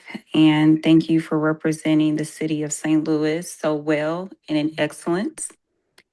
My question is for those of us in academia What is your advice to get students more involved in civic engagement and civic work as OTs? And not with the OT title, but as, looking at it through an occupational lens. Sure. Yeah, I think that's a good question. I think, again, looking at um, there are a number of different Board of Aldermen committees that have public meetings that can be attended. There are a few different committees that might meet the interests of the students. And so attending those meetings is beneficial. There are opportunities to work with, I think most universities tend to have like a public affairs division or public affairs department. And so thinking through partnership with the public affairs department to educate students on what that department does, because often that department is engaged in either lobbying or advocacy for the university or whatever it is. And so they might have some direct inroads to policymakers locally. And so seeing if there's a partnership there, finding local advocacy organizations that align with various causes. And for example, part of the work in human services is working with this housing advocacy community, which includes activists from a number of different backgrounds. And so working with housing unions and tenant unions, that sort of thing. I think you could, students could Google like what their interest is and figure out if there's a union or advocacy group locally specifically for that thing and start attending meetings. And just go and listen and figure out, what the strategies are, what the structure is, and then how to think through implementing OT interventions through the work that that group is doing. Thank you. Thank you. Dr. Pearson, we have a question on the floor from Delvin Champagne. Hey guys. Hey, Dr. Pearson. I was taking a bunch of notes here on my notepad here. I was listening in. This is such a powerful presentation. Um, I was just writing down some notes here. How do you scale occupational therapy? How do you scale it? I know we do like an individual in the clinic Yeah. intervention, um, but it needs to be a course in OT at scale. I mean, like not just like a micro level, like just like your one patient individual intervention. That's very important. We do individual intervention treatment. But how do we take that knowledge and make it to like a macro, not micro, just macro level? How do we, when you talked about like food trucks, I didn't even think about that. Like food truck, food truck in a community when there's a disaster, how do you get food? Food trucks, right? You think you got to eat, right? That's kind of that's like not even something that you thought about. Like that made so much sense. Like basic ADF, bathing, dressing, eating. Like how do you provide clothing to those who need clothing, or like for dressing? How do you provide hygiene to those who are homeless or unhoused? How do you and stuff? We need OT at population health, like scale, for communities. And so I don't know.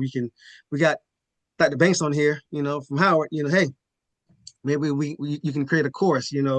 Come to Chirp and teach it to all our schools OT at scale. This is very important because we need knowledge at a more of a grand level in society. So I'll stop there. And the last thing I say is that FEMA, does FEMA have like an OT on their staff there? Did you know? I'm just curious. Like they need OTs as a point contact of all things disaster. So I'm like, how do we maximize OT at scale? That's it. Thank you so much. No, yeah, that's an excellent question. So I'll answer the FEMA question first. I'm not sure. I don't know, because our work with FEMA looks so different than in previous disasters. I don't even know if that sort of thing would have been offered. I do know that FEMA works with different groups to provide various healthcare interventions, but that did not come up as an available resource for us. Mental health care, yes. Obviously, the federal government is able to deploy a number of different skill sets through FEMA, but for us particularly during this disaster, I'm not certain we had access to that. Um, in terms of the scaling, I think one of the most important things that I have learned is that a lot of these organizations that have the ability to scale in a disaster and do this work don't have any OTs on staff. Most of them don't have any OTs on staff. And so it's not a specific thing that OT does or can do. I think some of it is just thinking through additional considerations when you are deploying some of these resources that are not driven by OT. And so with the food trucks, for example, you think about you have this food truck in the community that you want to deploy to a certain block, and you park that food truck there. People can walk up, get the food free of charge, take it to where they need to go. I think from like a typical lens, it's like, okay, boom, problem solved. But then you start really digging through it. How many of the people who would be accessing that wheel or the food truck are in a wheelchair? Is the food truck parked at a curb cut where the people can't get into the street to actually access it? Is it parked right in front of the tree line? Is it parked in an area where the sidewalk is uneven for somebody who uses wheelchairs or uses a cane and walker? If somebody is hungry and they can't get the food, how do we dispatch a representative to get the food for them? Make sure that it's heated properly, make sure that it's covered. Are people even able to use the utensils? Who knows, right? So it's like there's levels to all of these interventions to think through, that I think could be benefited more with an occupational therapy lens. I think in terms of like education about it, one of the things that I would love to do is provide more opportunities for students to think through like what OT in government looks like. And I'm working, or at least I'm having conversations with some different OTs who work in government or have worked in government, to think through like what an opportunity could look like, whether it is an internship or apprenticeship. So there's some structure that we can add to some of this work to make it a little bit more formal, where OTs can get engaged in some of this more macro level thinking. Because you're right, we do focus a lot on the micro level and the individual level and the physiology and the joint kinematics and all of that. But I think at a larger level, I think we could all benefit from having some additional disciplines like OT at the table. Thank you, Dr. Pearson. Um, we have another question on the floor from Ms. Jerry Bentley, and afterwards we have a question by Mr. Kaleche. Good morning, Dr. Pearson. This is not a question, but a comment. First of all, thank you for this refreshing and encouraging presentation. I don't know who had the wisdom to appoint you to be the point person for that effort, that disaster effort, but that was a stroke of genius. Because as I heard you present, I heard you applying the occupational therapy process throughout what you did. You said you didn't know how to manage a warehouse. Boom. Who better than an occupational therapist to look at what it takes to do that, then figure out all the resources you need, how that's going to impact, again, applying the occupational therapy process. Who better than an occupational therapist to look at the gestalt? That is what we do. You are able to see the big picture, analyze what is going on, identify the needs, and how those needs will be impacting the next step.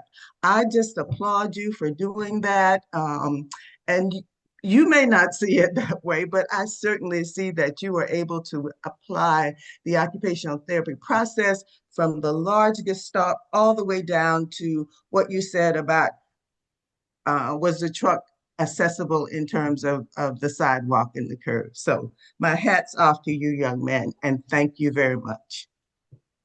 I appreciate you. Thank you. Thank you, Dr. Pearson. Thank you, Ms. Bentley. Next, we have Mr. Kalechi.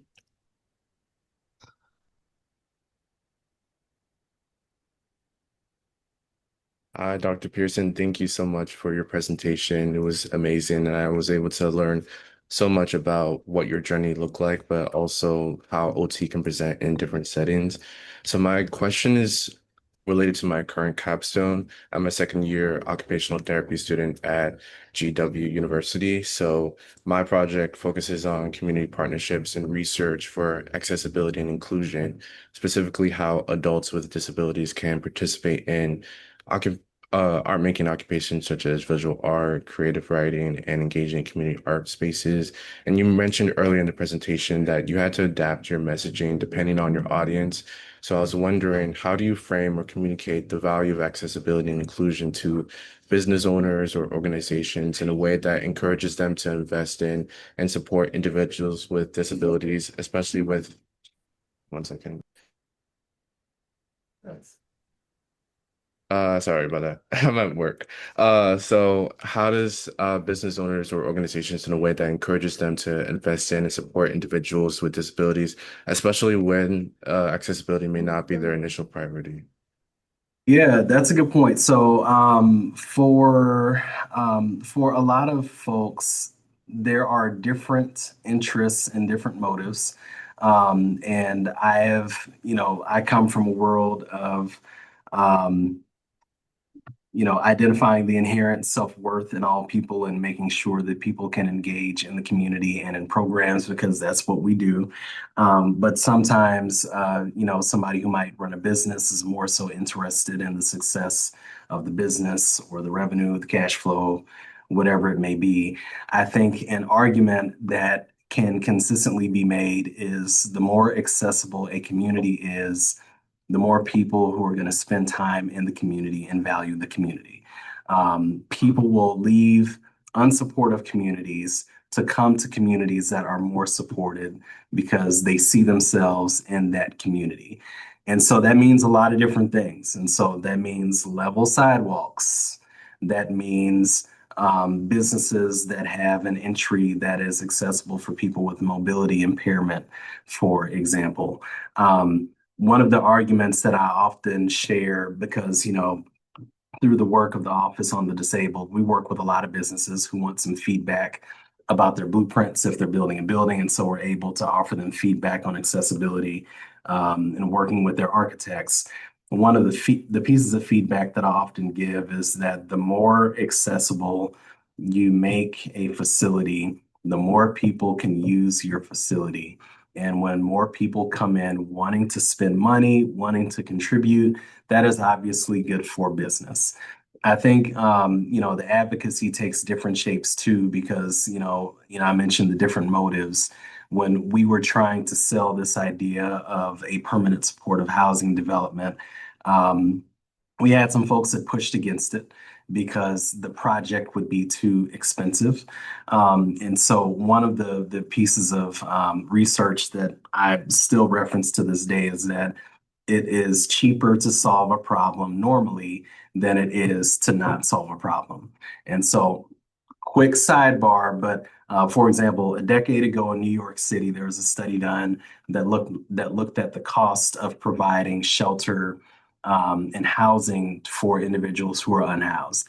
And so the city of New York spent $40,000 per unhoused individual in primary costs like operating shelters, secondary and tertiary costs like operating ambulances for people who were having mental health crisis, jail costs for people who were urinating outside and were locked up because of that. So primary, secondary, tertiary costs, it costs the city of New York $40,000 per unhoused individual to keep them unhoused. But when they provided a housing intervention for individuals, getting them stable in housing, they looked at the amount of services that the person used, jail services, emergency room services, all of that. Those primary, secondary, and tertiary costs drop down to around 25,000. And so it saves the system money to solve a problem. And I think for lawmakers who are a little bit more conservative minded or fiscally conservative minded, it helps to kind of speak that language and do the research on that, because that might be what appeals to them. It's not the personhood, it's not actually helping folks. It might just be the amount of money that they're spending on a particular program. And so I think, it's kind of part of the OT's got to learn how to, look at budgets and read budgets and analyze, costs and all of that stuff. So hopefully that was a helpful answer. Yes, it was very insightful.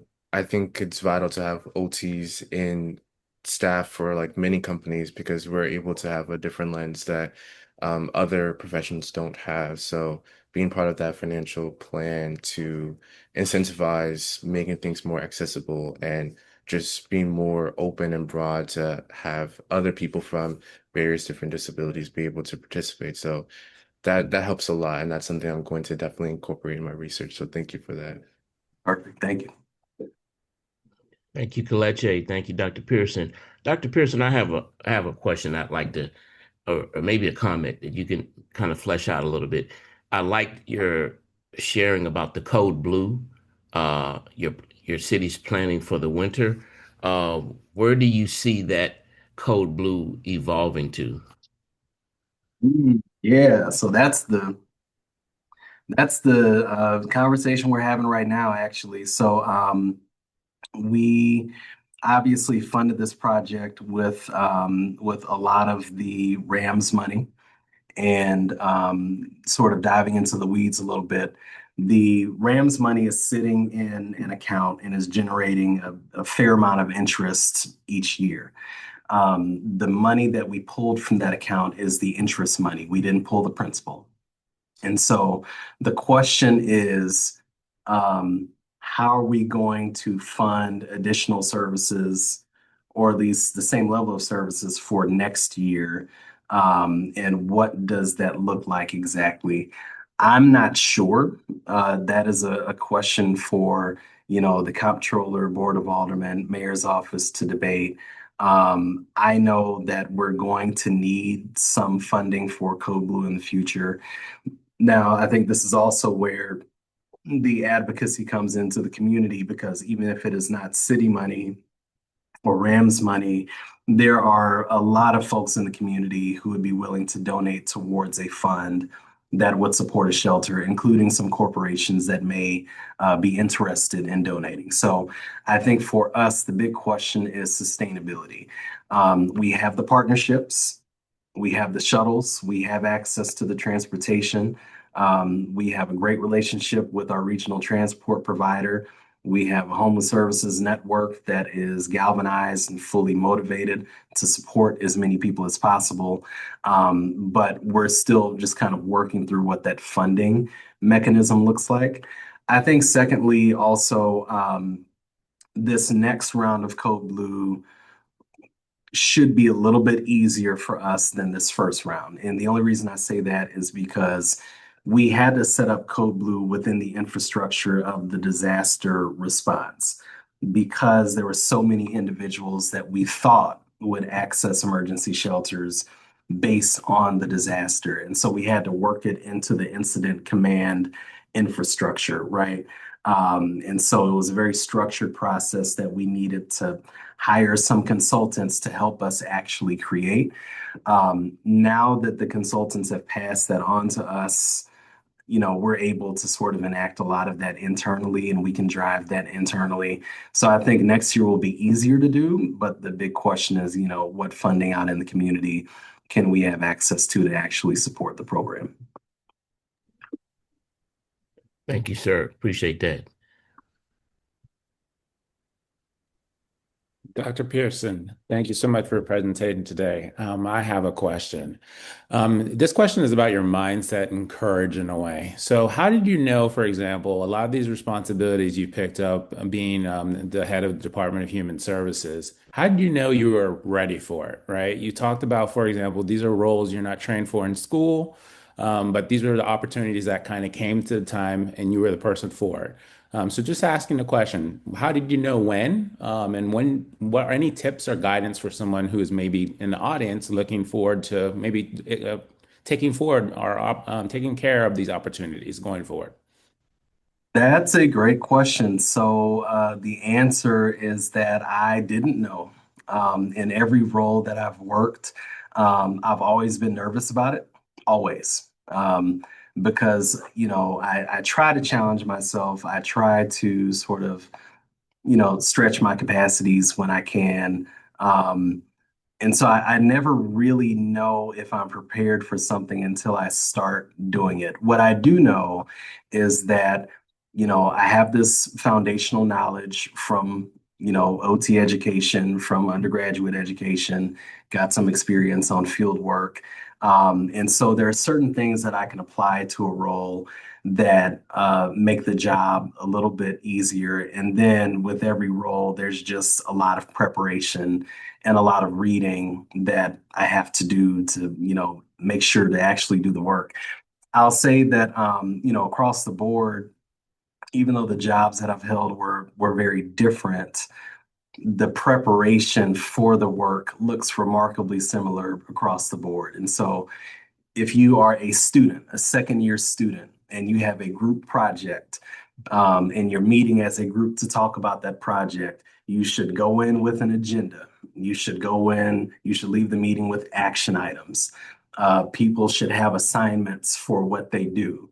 There should be expectations set at the beginning of the meeting for what needs to get done. That's as a grad student, right? That exact same thing happens in the mayor's office. It's all the same, right? That exact same thing happens at Centene. You got a large project, you have stakeholders, you figure out what the goals are, what the aims are, what the action items are, what the assignments are, the expectations.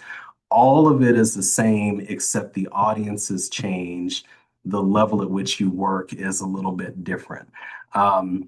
So I think knowing that helped me out a bit. I think the biggest adjustment that I had to make in this role is that I am fundamentally, I believe, an introvert, and it's a great opportunity to work in this job, but this is very much an extroverted job, and so I have to think through like, okay, how do I stay sane and recharge my batteries and breathe and just separate myself when I need to, just to kind of gather my thoughts. Because a lot of times I'm just in front of a lot of people all the time. So I think that's honestly the biggest shift, is that a lot of what we do is similar across roles. It's just that the systems change. And I think if you come into a role with curiosity, with the willingness to learn as much as you can about the work that's being done, I think you'll be fine. Find mentors, ask a lot of questions, figure out what your knowledge gaps are, and then go ahead and apply those. Thank you, Dr. Pearson. Outstanding. Are there any additional questions?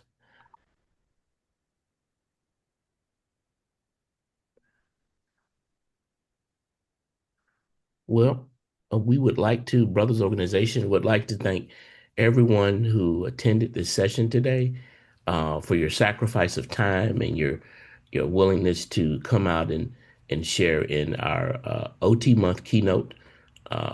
We never like to pass a moment to acknowledge occupational therapy and all that it means, and our plight as brothers to advance more males in the profession of color. And so, having said that, in our chat, there's a survey link that you can click on. Please complete that. And at the conclusion of that, you would be able to receive a certificate. Due to the nature of time on this morning, we will be giving you all back your time for the remainder of the day if there are no other questions. But again, know from the bottom of our hearts, we greatly appreciate you We definitely extend a heartfelt gratitude and welcome again to Dr. Pearson, and enjoy the rest of your Saturday. All brothers, please remain, all brothers, executive board, please remain at the completion of this. Thank you.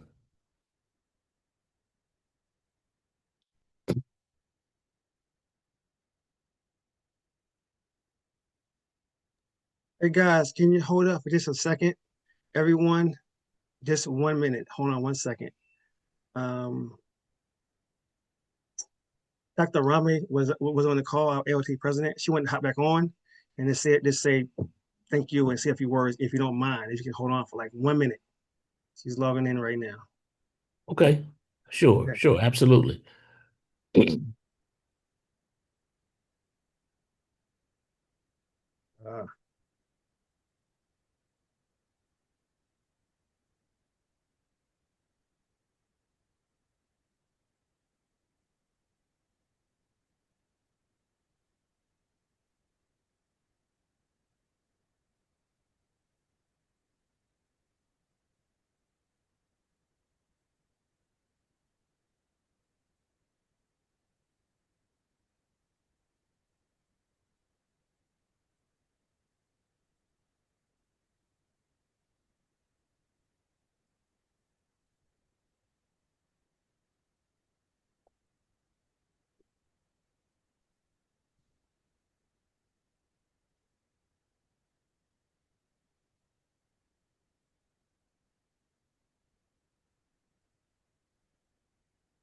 Dr. Pearson, what was that triggering dilemma that you identified that you needed to change up your messaging and rather quickly?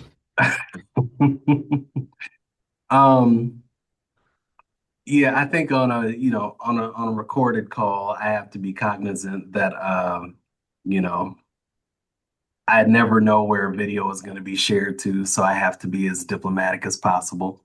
Um, so this is me putting on my diplomatic hat. But, I do want to be very clear. We need federal partners who are more steeped in ethics, and who, care about the community as much as we do. And I think that everybody could benefit from that. Well said, well said.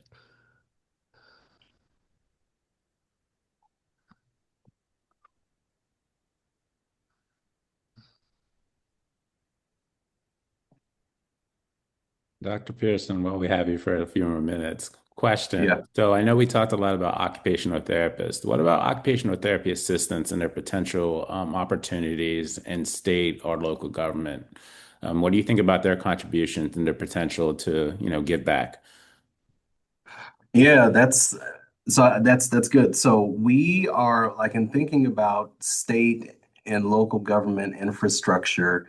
Um, I don't know for the state example, for example, I don't know how many occupational therapy, like actual job descriptions there are, but I do know that there are a number of positions where people are doing work that an OT could very easily fit in, or an OT assistant can easily fit into that work.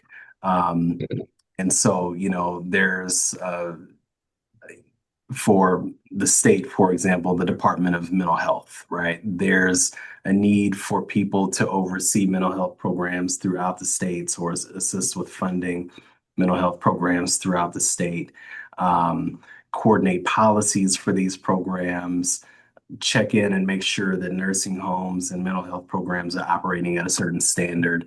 Um, I think an OT could very easily fit into that, just because there's an eye for participation and quality control, and we're trained in a lot of that. Um, so you don't necessarily need an OT background, but I think that's one of those areas where like we could very easily fit into it, with the right experience and background. So I think there are lots of opportunities out there. Again, it's not always going to be like a strictly occupational therapy or OT assistant role. You just got to get in where you fit in when you can. Totally makes sense. Thank you.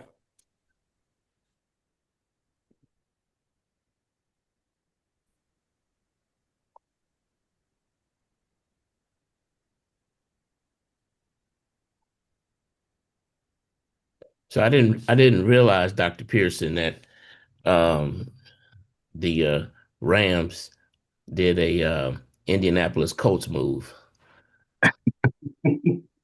It's a sore subject, man. We don't like to talk about it. I They know, I know. it hurt. So yeah, he packed up and left, and it was sudden. It was really abrupt. And we still got the dome. I think we have a uh what do we call it? We have a football team here that called the Battlehawks. Mhm. But obviously it's not NFL. Mhm. We got the Cardinals, we got a soccer team, St. Louis City, we got some great sports teams here, but it helped, it hurt when the Rams left us. We Sure. still trying to recover from that. Yeah, yeah.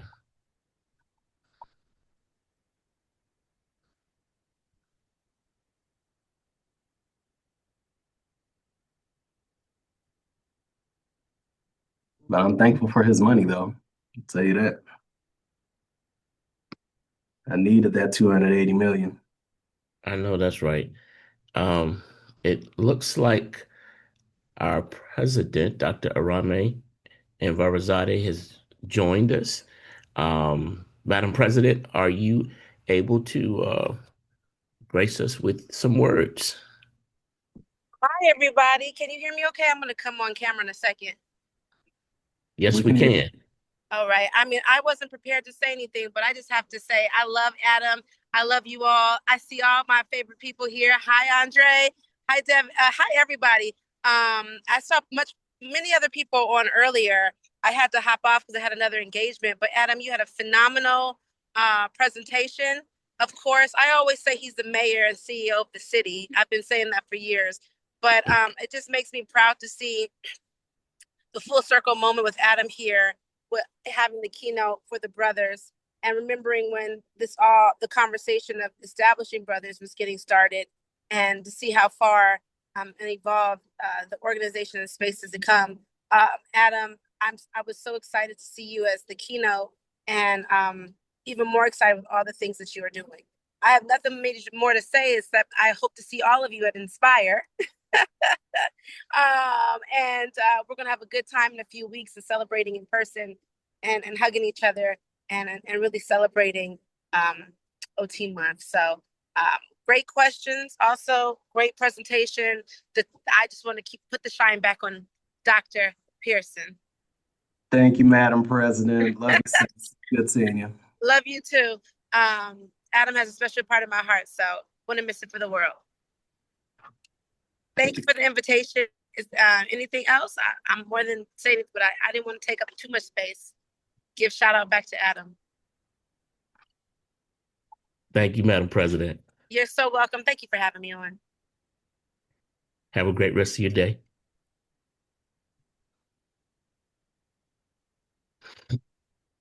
All right, everyone. I think that will conclude our session and time for today.